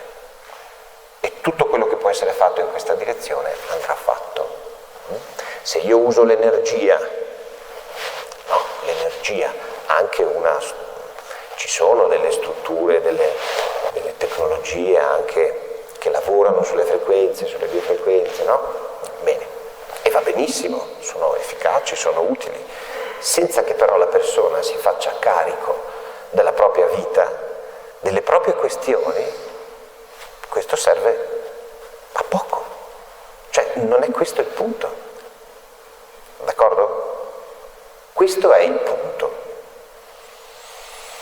Quindi, come anche una volta ho sentito recentemente a Conegliano, Gianmarco ha detto, e sono perfettamente d'accordo, l'obiettivo è di fare in modo di avere il miglior medico possibile, che è il paziente stesso. Questa è la funzione del medico o di chi si occupa di queste questioni, aiutare le persone a diventare questo. No, c'era una mano lì, prego.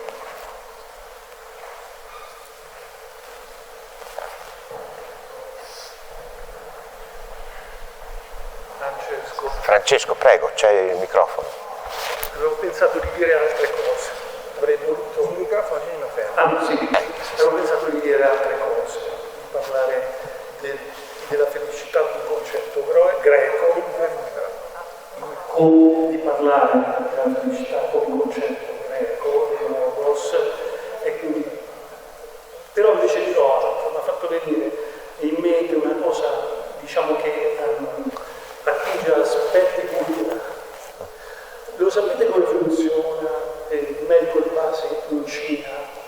Cioè noi siamo abituati a pensare ai cinesi che mangiano i denti di drago, i denti di drago, quelle cose strane, no?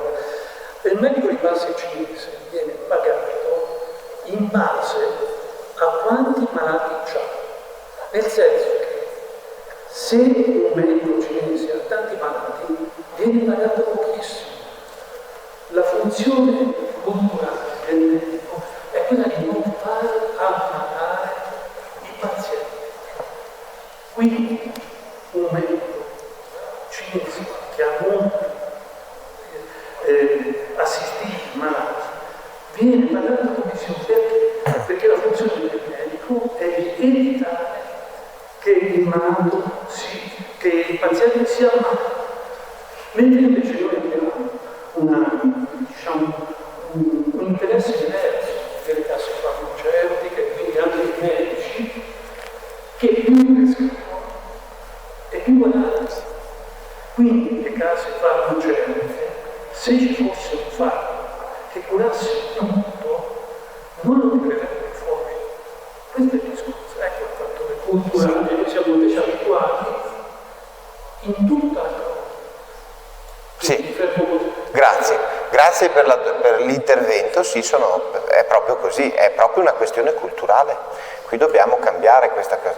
Ma guardate che questa questione sta già venendo alla ribalta. Io posso dirvi che personalmente sto seguendo, sono in contatto con molti medici che sono al lavoro su queste questioni, cioè vedete quello che si vede da fuori, diciamo così, è quello che sappiamo, no? Quindi un mondo fatto di una medicina che è inerme, che non si muove, che continua spesso a fare anche dei danni, ma non è così. C'è tutto un mondo sotterraneo di migliaia e migliaia di medici che si stanno impegnando, anche ospedalieri. Cioè io non sto parlando del medico che vive nel paesino e che fa le sue cose, sto parlando, quindi vorrei chiarirla questa cosa, anche e soprattutto di medici che lavorano in cliniche universitarie o in reparto, si stanno muovendo, stanno cominciando a ragionare non perché siano stupidi e prima erano stupidi e adesso non lo sono più, stanno cominciando a considerare finalmente questo cambiamento. E ci sono molte situazioni, ve lo dico personalmente perché ci sono anche coinvolto, in cui si stanno facendo cose incredibili. Si stanno facendo, per esempio, degli studi insieme ad alcune università, con tanto di esperimenti in doppio, triplo cieco, pubblicazioni sulla guarigione con il pensiero e l'intenzione. Quindi applicando la fisica quantistica, la trasmissione del campo nucleare debole che viene creato dalla struttura elettromagnetica del cervello sulla struttura biologica. Ok? Quindi guarire con l'intenzione. Si stanno facendo studi su questo, ma non solo qui. Io ne conosco alcuni con cui stiamo anche lavorando nel fare queste cose. A livello universitario, con alcuni medici anche, ma questo succede in tutto il mondo. Potrei dirvi tante altre cose, ma non abbiamo il tempo di farlo. C'è un mondo comunque che si sta muovendo. Adesso mi sto perdendo dalla giusta considerazione che ha fatto, non mi ricordo il nome, di Francesco, che è proprio questo. È questo che sta accadendo. Il mondo sta cambiando. Quindi, quando voi sentite la von der Leyen che dice cose che neanche a qualcuno volò sul nido del cuculo hanno detto, perché erano più sani quelli del film di questa qui, non preoccupatevi, osservate, fate quello che ritenete utile per la vostra vita, prendete i provvedimenti che ritenete utili, ma non abbiate timore, noi ci stiamo già occupando di altro. Per noi la questione Europa è già passata, tutta questa baracca è già andata, stiamo già lavorando su ben altro, io nel mio, lui e altri nel suo e molte altre persone già su questioni del tutto nuove. Quindi pensate un po' a questi personaggi come a dei bambini capricciosi che si sono visti togliere la possibilità di continuare a usare i giocattoli che gli erano stati concessi, perché non sono in grado di fare altro che fare quello che gli viene detto di fare, e che adesso non hanno più il giocattolino. Finito, stop, ok? Vediamo, facciamo l'ultima domanda e poi lascio la parola a Gianmarco perché ha bisogno del tempo per fare un altro intervento. Se c'è un'altra domanda. Prego. Centralistico in Umbria. Ma io direi, perché un centro olistico in Umbria? Ma non possiamo farlo ovunque. Lo faremo in Umbria, lo faremo dappertutto, no? Sì, ma anche 2, anche 3, se è necessario. Non abbiamo questo tipo di problemi quando saremo pronti. Quindi sì, poi colgo l'occasione, Gianmarco, per dire questa cosa perché è una cosa che poi arriva continuamente. Faccio una parentesi. Allora, Alessandro tempo è stata una richiesta di persone che vogliono aiutarci per fare questi centri quantistici olistici. La cosa che voglio spiegarvi è che per fare una struttura seria in ogni città d'Italia occorrono dei fondi. I fondi vengono creati con degli asset. Gli asset li abbiamo messi a disposizione di chi creerà il nuovo sistema finanziario e la nuova moneta. Aspettiamo il passaggio al nuovo sistema finanziario e che in base agli asset che abbiamo destinato ci siano i soldi concreti per poter realizzare il nostro piano. Ovviamente se oggi, visto che c'è solo il sistema bancario che funziona, non possiamo partire.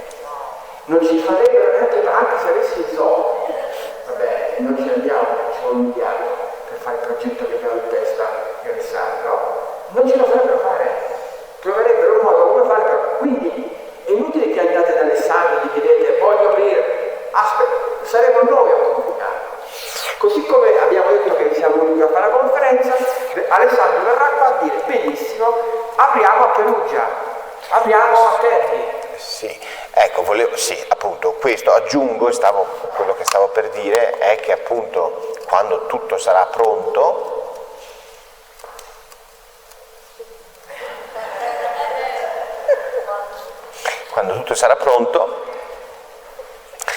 allora intanto sarà reso pubblico e quindi voglio dire, non è che dovremo fare delle conferenze lo si saprà, cioè, e come se lo si saprà, perché avremo la possibilità di ragionare alla pari, saremo noi a dare delle direttive, delle regole, come è giusto che sia, noi,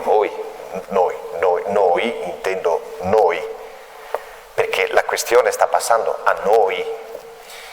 il potere sulla vita sta passando a noi, voi che vi sentite sempre così affranti, un po' acciaccati, ma sì, mi piacerebbe, ma non potrei, non so se si potrà, ma no, voi, no? Quindi tutto questo sarà reso pubblico e in quel caso, quindi quando specificamente per questo progetto sarà tutto pronto, verrà reso pubblico e, come dicevo a Gianmarco e ho detto tante volte, ma adesso lo dico così lo capite anche voi, verrà creato immediatamente una sorta di polo, magari lo chiameremo Marco, che si occuperà di, quindi tutti sapranno questa cosa, di recepire tutte le proposte, le persone che vogliono. Sarà un grande lavoro, sarà un lavoro che richiederà anche un po' di tempo perché dovremo aver chiaro qual è l'intento e l'energia di questa cosa. Noi ce l'abbiamo, ma dovranno averla. Chiamarlo Polo Nord, che da Roma è giusto. No, sì, no. Va bene, ok, quindi sì, assolutamente, ok, bene. E allora adesso io direi che questa era l'ultima domanda, passo la parola a Gianmarco, grazie. Poi magari dopo, se volete, facciamo dopo altre domande.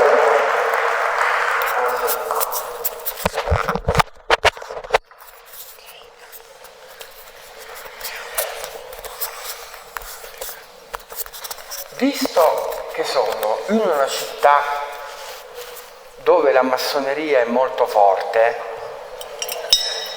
visto che sono in un luogo molto importante e significativo, e visto che io ho lo spirito di Perino la Peste, ho intenzione di fare incazzare un po' i massoni, perché ho intenzione di parlare del tema del giorno, svelando, quindi non rivelando, ma svelando, togliendo il velo, rispetto ad alcune conoscenze, ad alcune saggezze che sono la strada del benessere e sono delle chiavi interpretative che ognuno di voi potrà utilizzare per capire la geopolitica, per capire come curarsi, per capire come leggere i giornali e sentire la televisione. Chi di voi ha familiarità con il simbolo della massoneria? Squadra e compasso, al centro una G. Che cosa vuol dire quella G? La G è la chiave per poter arrivare a dei livelli di coscienza, di consapevolezza.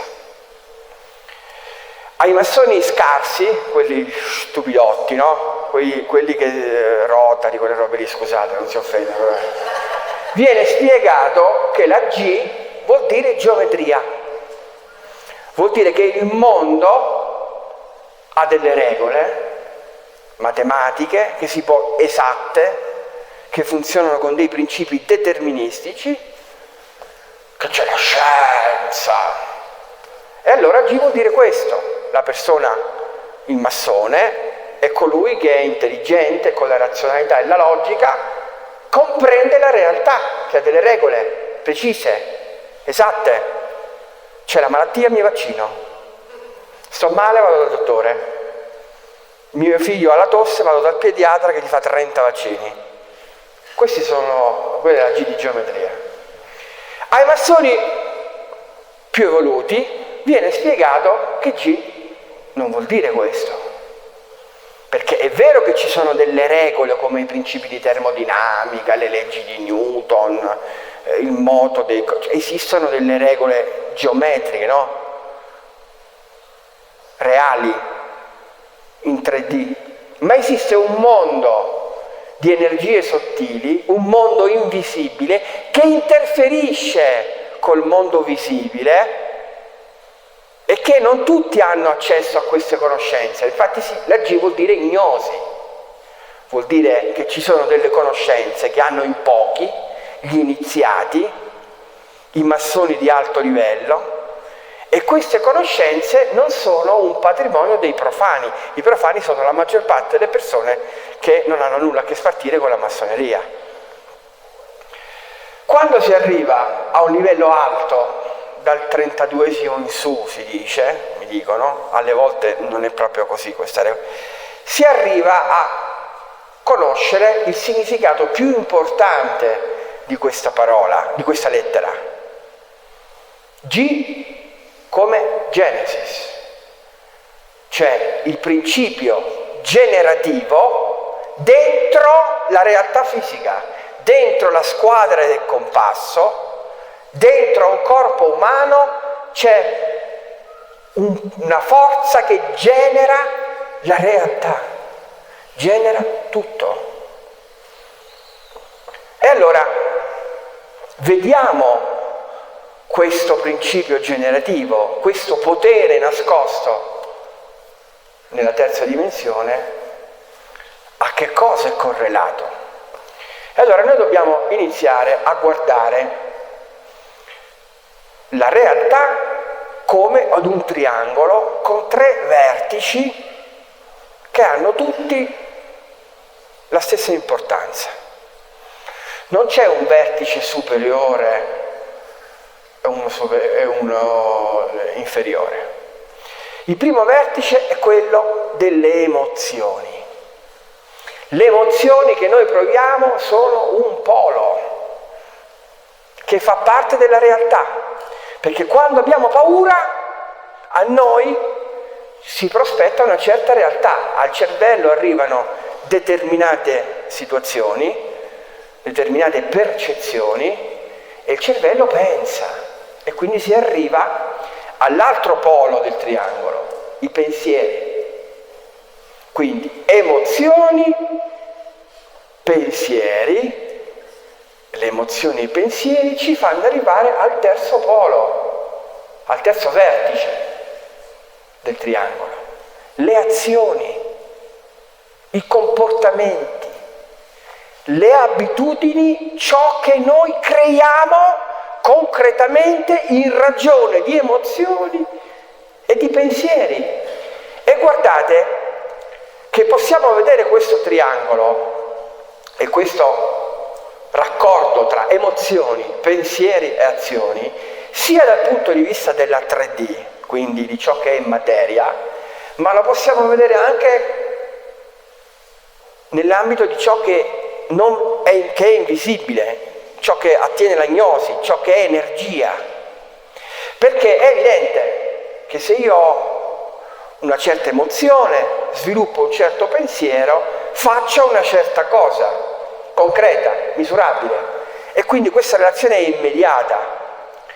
Quello che non è però immediato cogliere è che le emozioni sono ciò che noi proviamo nel centro energetico più potente che abbiamo, il cuore, la sede delle nostre emozioni.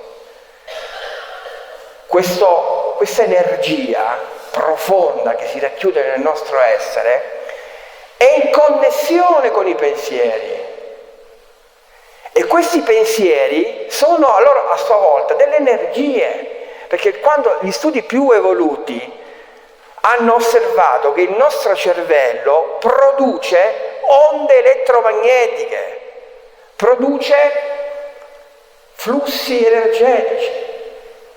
Quindi dal cuore, che è un'energia, si produce altra energia e con le emozioni e con i pensieri noi creiamo energia, costituiamo nel nostro modo di vivere, di emozionarci, di pensare, un polo magnetico. Siamo magici. Mag e magnetismo sono più o meno la stessa cosa, sono qualcosa che attira eventi positivi o negativi. Io spesso scherzo e dico che i pessimisti sono dei poli magnetici negativi, perché hanno delle emozioni contrite, di preoccupazione, di ansia, di stress, quindi in coerenza fanno pensieri del cazzo, scusatemi l'esemplificazione, no? Dicono, oh, adesso finirà male tutto, vedrai, e adesso la Ursula von der Leyen ci fa un culo così. Questi sono i pensieri, ma vedrai che Trump lo faranno fuori. Questi pensieri cosa determinano? Determinano energie negative, determinano che un pessimista produce energie negative e attira realtà negative. Lo iettatore, lo sfigato, non è una definizione popolare degli ignoranti, una superstizione. Lo iettatore, lo sfigato, il pessimista, è una categoria della scienza, è scientificamente identificabile, è più scientifico quello che sto dicendo io di un vaccino mRNA che cura il Covid. E allora partiamo da qui, da questa riflessione tra il serio e il faceto, e vi do qui adesso delle chiavi interpretative in modo che voi possiate comprendere tutta una serie di conoscenze che i massoni sanno, quelli di alto livello, e che non vogliono che si sappiano, conoscenze nascoste. E allora, partiamo dalla G dentro di noi, quindi noi, il nostro corpo, cos'è? È una macchina biologica che ci consente la vita in questo mondo, in questo regno. Questa macchina c'ha un pilota, c'ha un essere. Noi siamo in questa doppia valenza di esseri umani, cioè energia che viene chissà da dove, che si incarna in una macchina, in un corpo che serve a vivere, perché ovviamente è un po' come una macchina in autostrada, nessuno può prendere l'autostrada da solo. Avete mai visto qualcuno che correndo passa e si mette a correre? Nessuno. Tutti hanno bisogno di una macchina, così come si vive qui, gli spiriti non possono stare qua, possono stare solo le persone e quindi gli spiriti incarnati. E allora questa energia che noi abbiamo dentro, come la definiamo? Cos'è? Noi. Che cosa siamo? Questo pilota cos'è? Questo essere, questa energia cos'è? Questa energia la possiamo definire un'energia che viene dall'universo, parte di un tutt'uno. Chi è religioso può dire Dio, noi siamo un riverbero, un riflesso di quell'energia, di quella luce. Ma questa energia qui in terra si manifesta attraverso un principio, una legge universale che si chiama principio della polarità generativa. Che cosa significa principio della polarità generativa? È una delle 7 leggi universali, delle leggi naturali, che sono state teorizzate, spiegate e illustrate da Ermete Trismegisto. Che significa?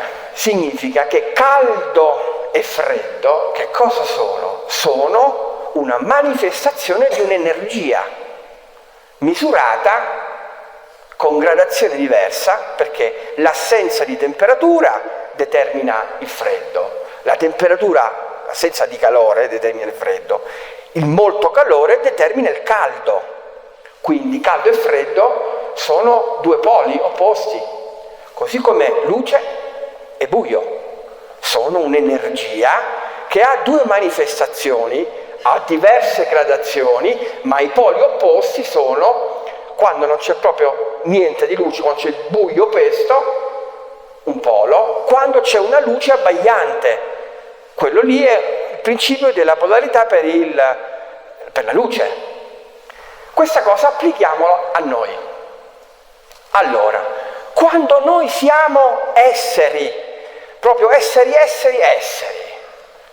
quando noi abbiamo un'altissima consapevolezza spirituale, quando noi abbiamo uno slancio interiore vitale fortissimo, vibriamo alto, quindi quella energia, quello stato dell'essere, quel polo, come lo definiamo? Lo definiamo amore.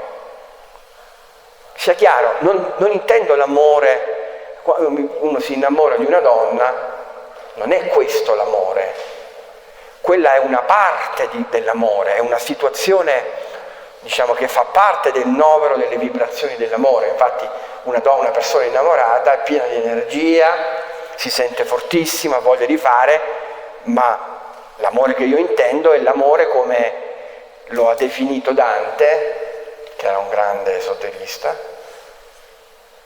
L'amore è quella energia che muove il Sole e le altre stelle, quindi è un'energia che vibra alto, che muove. Il polo opposto qual è? Quindi cosa c'è di opposto all'amore? Così come il caldo si oppone al freddo, la luce al buio. Non l'odio, la paura, la vibrazione opposta, più bassa, di quando uno proprio ha amore, è la paura. E allora l'elite dominante fino a poco tempo fa come giocava con noi, come ci manipolava? Ci manipolava nel senso di fare in modo che il corpo, cioè che la squadra e il compasso, schiacciassero la G, schiacciassero l'energia dentro di noi, schiacciassero l'essere, in parole povere ci despiritualizzavano, facendoci attivare la paura. Che cos'è la paura? È un meccanismo del nostro corpo, è un funzionamento rettiliano del cervello. Cosa vuol dire funzionamento rettiliano del cervello? Vuol dire che i rettili hanno delle funzioni biologiche elementari.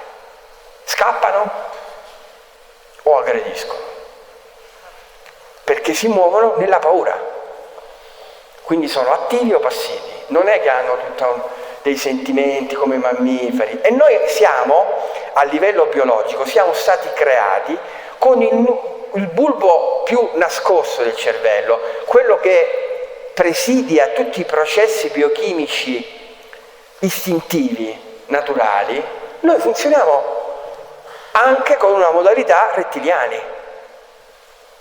Quando un cane aggredisce una mamma e la mamma ha il figlio e ha paura dei cani, potrebbe, su impulso di un rettiliano, prendere il figlio e proteggersi, magari lanciargli il figlio come se fosse uno scudo. Perché è una cattiva mamma? No, perché è una mamma che nella paura perde tutti gli istinti biologici dei mammiferi, quindi di protezione della prole, e non ragiona, non ha la neocorteccia che funziona, non è né logica né razionale, ma è un rettile che ha paura e quindi pensa a proteggere se stesso senza guardare in faccia a nessuno, neanche al proprio figlio. Quindi la paura è un qualche cosa che ci contraddistingue, perché noi siamo dentro un corpo e il corpo funziona con delle cose che non sono né buone né cattive, sono meccanismi, un po' come il freno a mano dell'auto, no? Il freno a mano dell'auto è buono o cattivo? Ha una funzione che è utile. Se tu sei in discesa, stai andando giù e lo tiri perché ti prendi paura, va bene. C'è un incidente, non riesci a frenare, tiri il freno a mano, fai bene a farlo. Ovviamente se sei appartato al mare con una coppietta e magari sei preso da una fase concitata con la tua amante, ti giri e ti pianti il freno a mano nel sedere, quello strumento è negativissimo.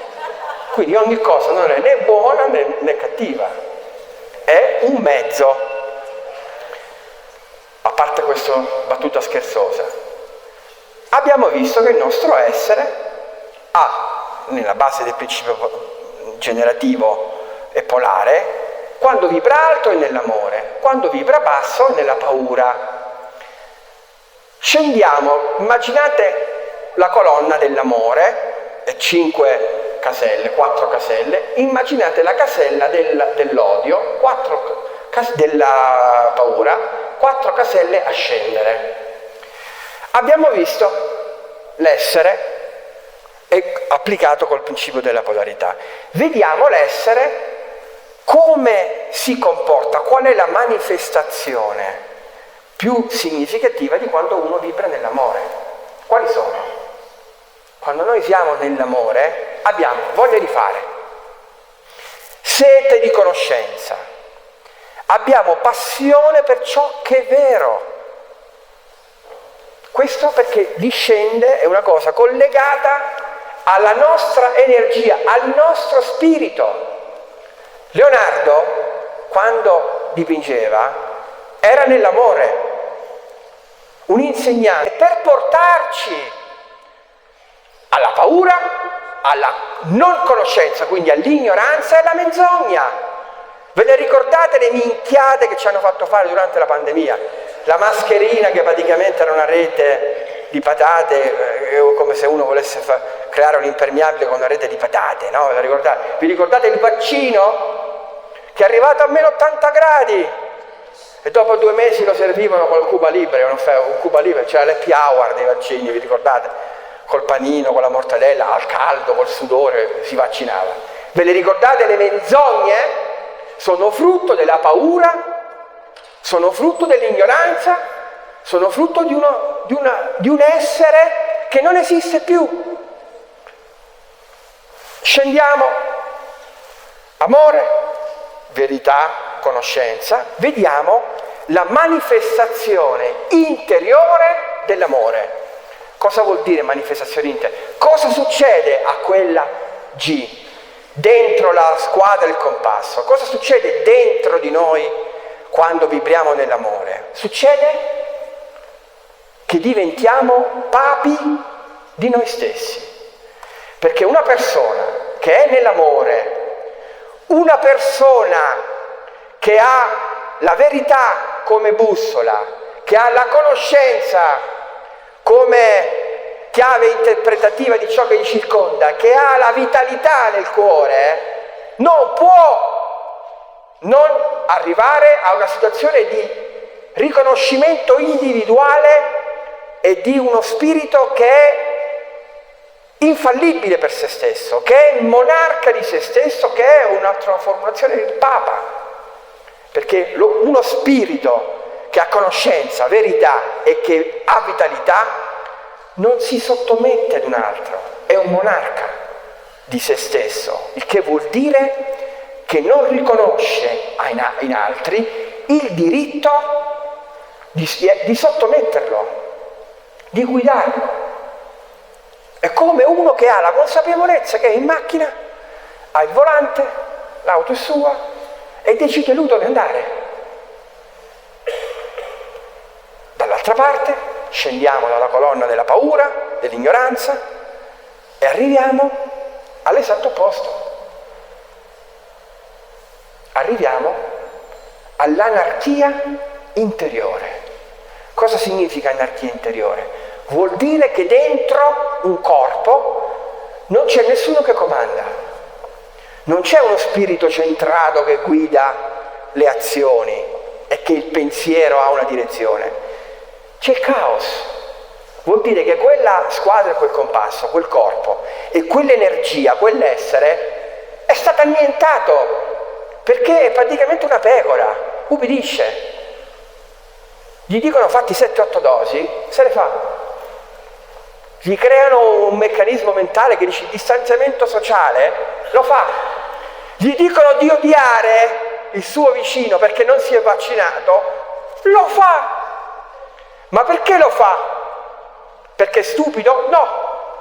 Lo fa perché la sua spiritualità è stata annientata e dentro non ha uno che guida quel corpo. È un corpo che non ha valore, perché è materia che si muove sulla base delle puttanate che dice Mentana o che dice Conte o che magari va a dire qualcheduno dell'Unione Europea.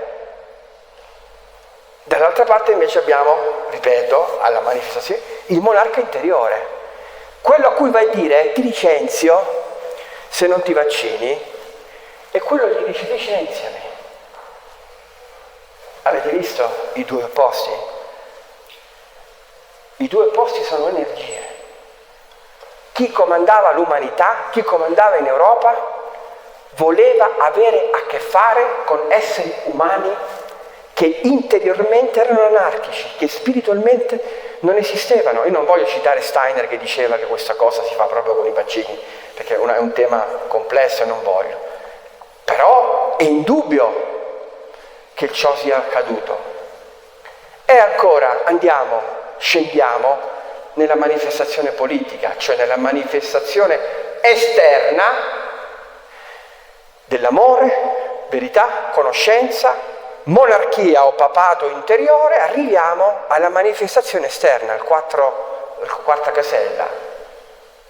Qual è la manifestazione esterna di questa vibrazione, di questa energia, di questo essere? La manifestazione esterna è la libertà. Perché una persona che vibra, che è nell'amore, riconosce come valore sociale per tutti la libertà. La riconosce per se stesso, la riconosce per gli altri. Io voglio essere libero, deve essere libero anche gli altri.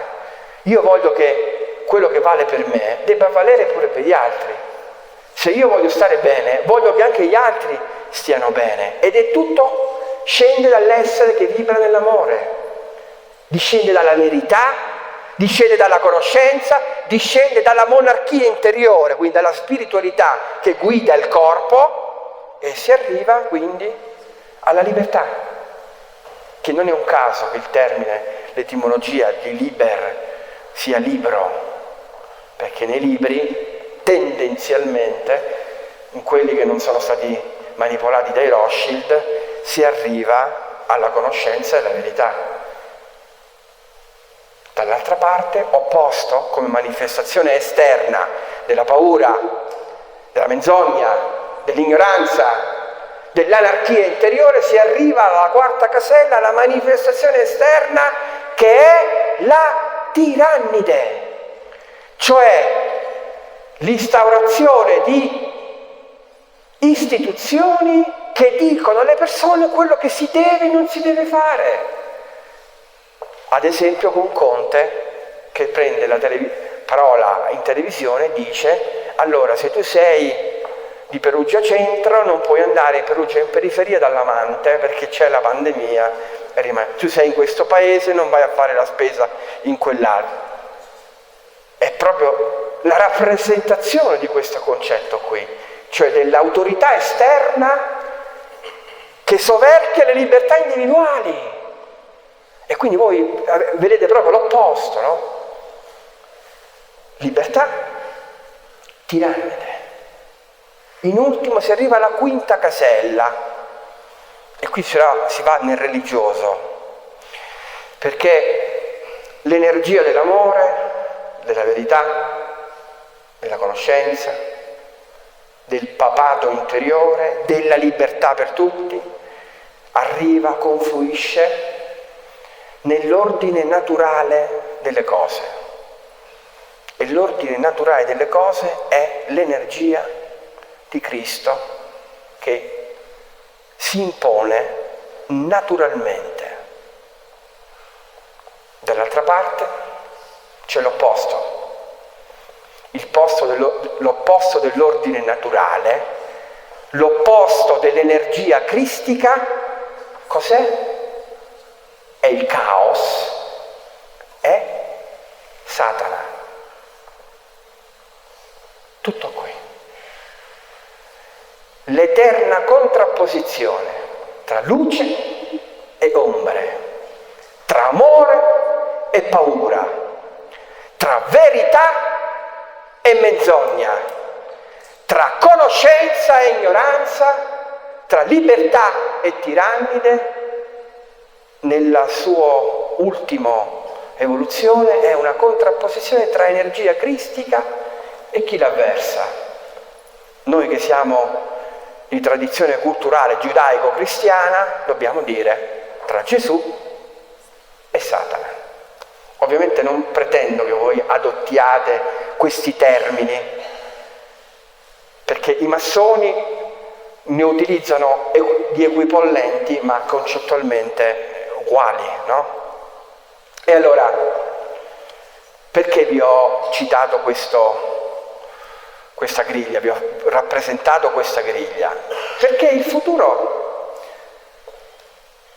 passa da queste consapevolezze, dalla consapevolezza che per curarsi bisogna vibrare nell'amore, ma l'amore non verso l'esterno, Non l'amore per forza, non l'amore per omologarsi a un'etichetta perbenista e politicamente corretta. L'amore verso ciò che uno è, e cioè un essere umano, parte di una comunità di esseri umani. L'amor proprio.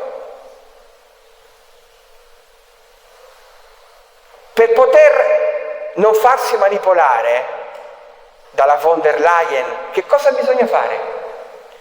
Bisogna ambire ad avere una monarchia interiore, ad avere un'integrità interiore, una forza interiore che ti consente di superare tutte le avversità e che ti consente di non essere manipolabile.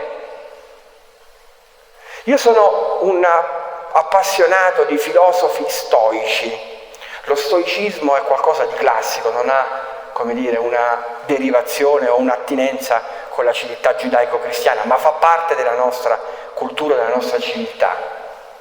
Nello stoicismo bisogna temprarsi e bisogna temprare lo spirito andando incontro alle difficoltà per il gusto di superarle, di dominare queste difficoltà. Quando mi chiedono: Gianmarco, ma tu sembri un ragazzo così a modo e per bene, cosa vai a fare alla Zanzara a farti prendere per il culo da Parenzo con Cruciani, con l'altro, cosa ci vai a fare? Mi chiedono. Bene, io non lo faccio per voi, lo faccio prima di tutto ed essenzialmente per me, perché essendo un seguace della filosofia stoica io voglio andare là, forte della mia monarchia interiore, portare la verità e la conoscenza, che io penso sia verità e conoscenza, e fare alle marionette del sistema un culo così. Questo è quello che voglio fare. No? Un po' come Marco Aurelio che imponeva le aquile di Roma, perché quelle aquile significavano un qualche cosa che aveva alti valori. E allora io vi faccio dono di questa esemplificazione, di questa divulgazione e di questo sunto di verità profonde, perché la realtà dipende da voi, quindi da noi. La realtà è una proiezione delle nostre emozioni e della gradazione di amore che noi riusciamo a scegliere, ma non amore che scegliamo di fuori, da dentro. L'amore che noi dobbiamo scegliere è una cosa interiore, per questo molto spesso è necessario rimanere in silenzio, rimanere calmi, spegnere la televisione, perché le risposte e la monarchia interiore, la corona ci arriva stando anche da soli, soprattutto stando da soli. E perché bisogna fare questo? Perché si diventa più forti. Bisogna fare questo perché qualsiasi cosa voi vogliate fare, volete fare soldi? Per fare soldi bisogna comprendere la matrice che vi ho detto. Per fare soldi dovete essere monarchi interiori, dovete ambire alla verità delle cose, non alla menzogna. Per fare soldi dovete attirare questa energia, anche se non deve essere la vostra energia guida, ma per avere questa energia dovete dominarla, non farvi dominare, perché i soldi sono parte della squadra del compasso. Voi dovete dominare la squadra del compasso, non è la squadra del compasso che deve dominare il vostro potere. Dall'altra parte, quando invece naturalmente vi accadrà che si attiverà la parte rettiliana del cervello e che avrete paura, dovrete capire che è come una spia che si accende. Non è una cosa negativa tout court, è una cosa negativa se non la dominate, se non capite quello che sta succedendo, se vi lasciate guidare dalla paura. Certo, metti uno in una macchina, sta andando a fuoco la macchina, uno non è che dice vabbè, prima di uscire mi mangio un babà, come ha detto Alessandro, perché Alessandro non ha detto questo. Cioè, c'è un problema che la macchina sta andando a fuoco, c'è caso che muovi il culo e esci fuori, perché magari può esplodere, no? Soprattutto se avete un'auto elettrica Greta Thunberg style, no? C'è poco da... E quindi la paura ha in sé anche un valore positivo. La menzogna è negativa, ma non è negativa tout court, perché per stare in società un poco di menzogna, una maschera, bisogna indossarla. Cioè, se tu incontri una donna che è brutta, non è che dici io sono per la verità, ciao, piacere, madonna quanto sei cessa, non glielo puoi dire, dici, ma io sono per la verità, sono per l'amor proprio, io se vedo una donna cessa glielo... No, perché bisogna avere quella sensibilità che ti porta a comprendere che alle volte un poco di menzogna è necessaria. Quando voi non capite che sta succedendo a livello di fatti geopolitici e quindi vi riconoscete che avete un po' di ignoranza, dovete comportarvi un poco da ignoranti.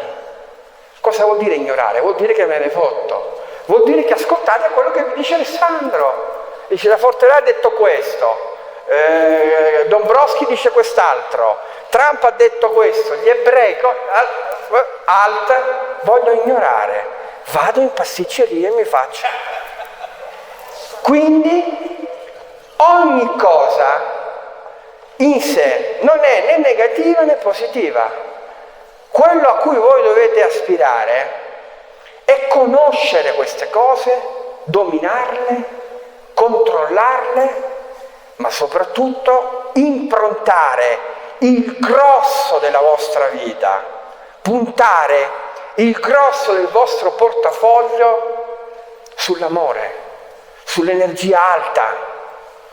E concludo, quando parlo di portafoglio non intendo questo portafoglio con i soldi dentro, con le carte di credito, non intendo solo questo.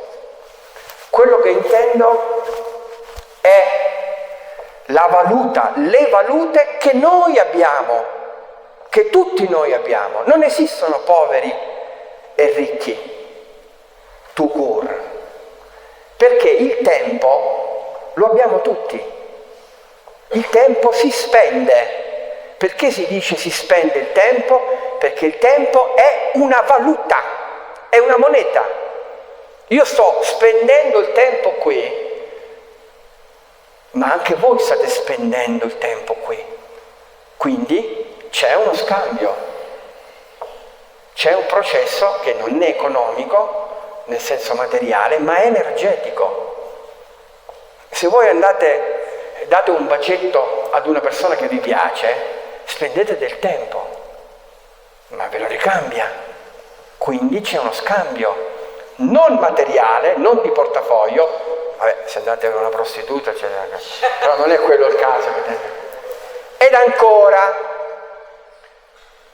c'è un'altra valuta, oltre al tempo, che noi abbiamo in portafoglio, che è l'attenzione.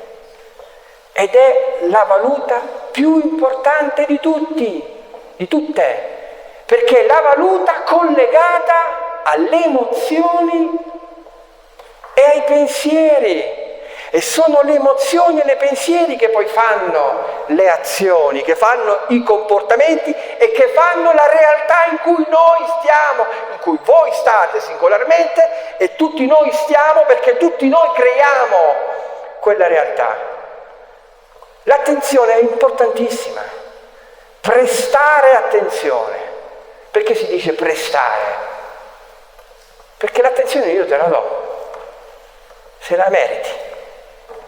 Di Maio diceva che doveva aprire le istituzioni, qualcuno ha prestato attenzione, ha visto Di Maio che asso, no? Che uomo, che leader, e cosa hanno fatto la maggior parte delle persone? Se la sono ripresa indietro. quindi chi dice che è povero e chi pensa di essere povero, in realtà è ricchissimo e non lo sa. Perché le valute più importanti, tempo e attenzioni, ce l'hanno tutti. Il cuore ce l'abbiamo tutti. La possibilità di vibrare nell'amore ce l'abbiamo tutti.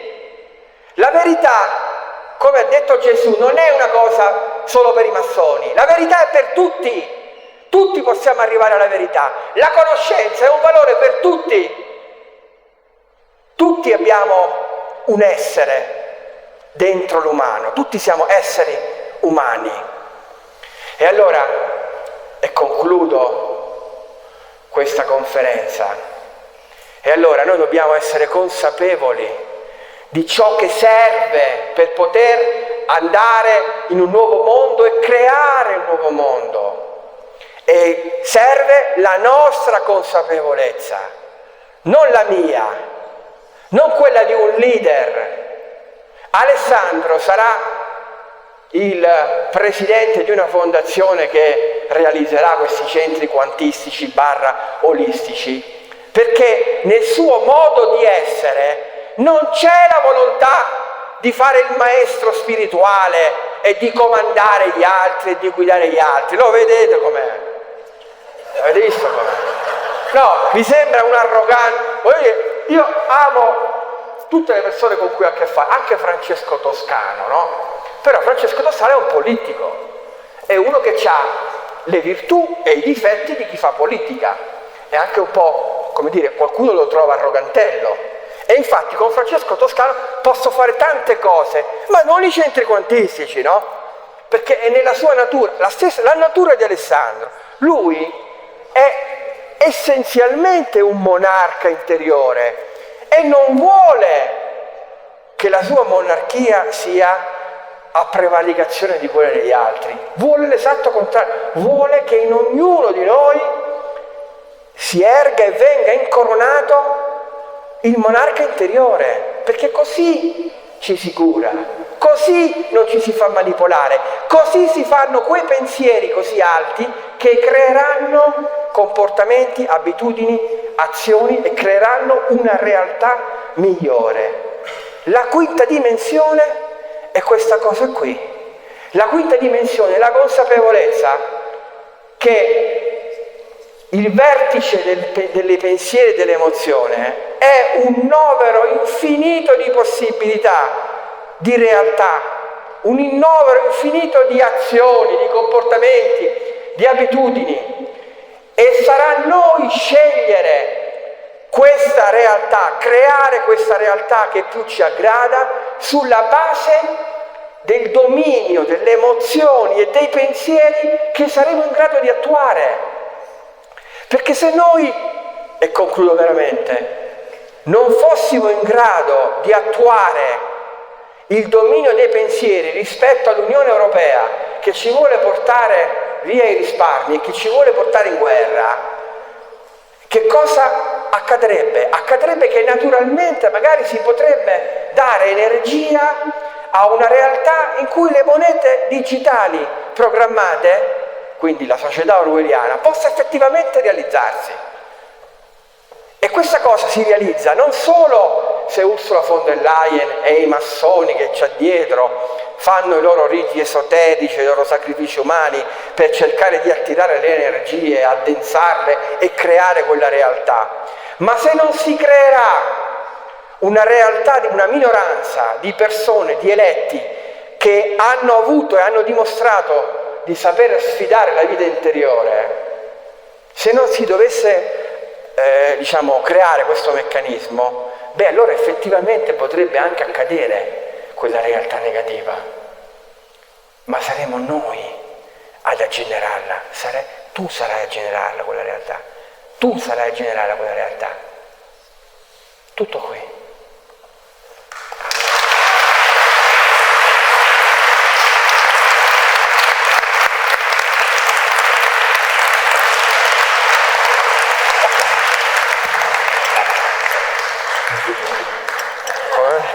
Vabbè, tutto qui. Va bene. Allora, io direi che basta, possiamo andare a casa, no? Cosa dite voi? O avete domande? Volete fare delle domande adesso? Siete così...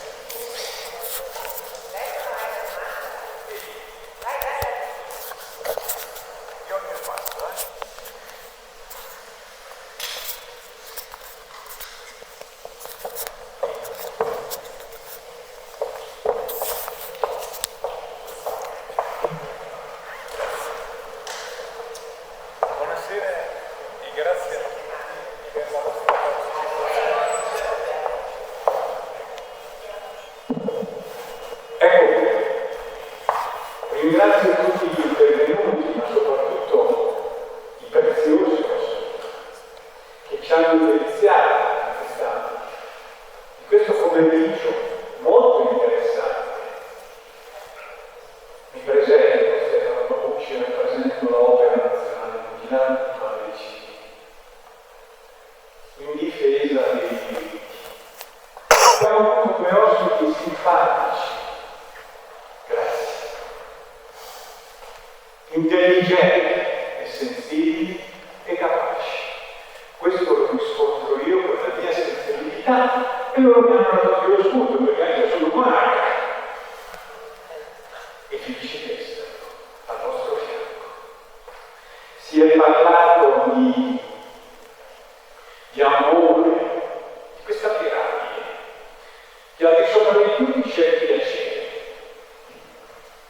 Il piacere va al di là dell'amore, però questo non ve lo immaginate. Quindi il piacere supera. Però la coscienza, io invito, io personalmente, l'associazione, di creare un'armonia in questa terra che tanto mi piace, no? E vi metto a disposizione per realizzare qualsiasi pensiero nobile. Perché con la novità d'animo non che si riescono a realizzare le cose, come diciamo questo bel incontro che c'è stato e ancora in atto. E allora invito i due relatori personalmente, anche a titolo privato, vi metto a vostra disposizione per realizzare qualsiasi cosa in questa terra, nella mia terra. Non aggiungo altro.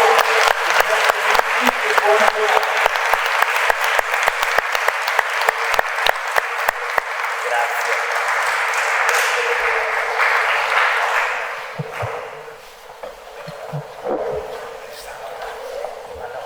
Allora, la padrona di casa, che è una padrona di casa chiaramente in trasferta, vieni qua, Zingara. La sanno?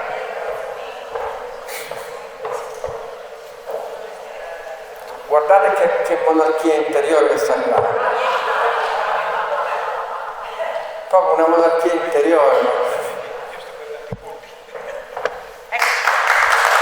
E vorrei salutarvi perché grazie a lei, se siamo qui, lei è una che quando si mette in testa una cosa la porta a termine, quindi io voglio ringraziare pubblicamente anche a livello mediatico perché tu sei una roccia.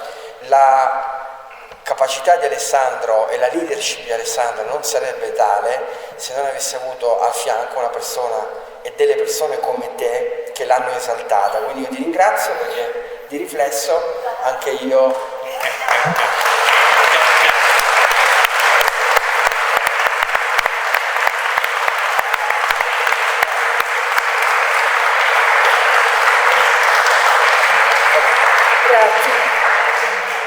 Grazie. Vi ringrazio. Va bene, ciao a tutti.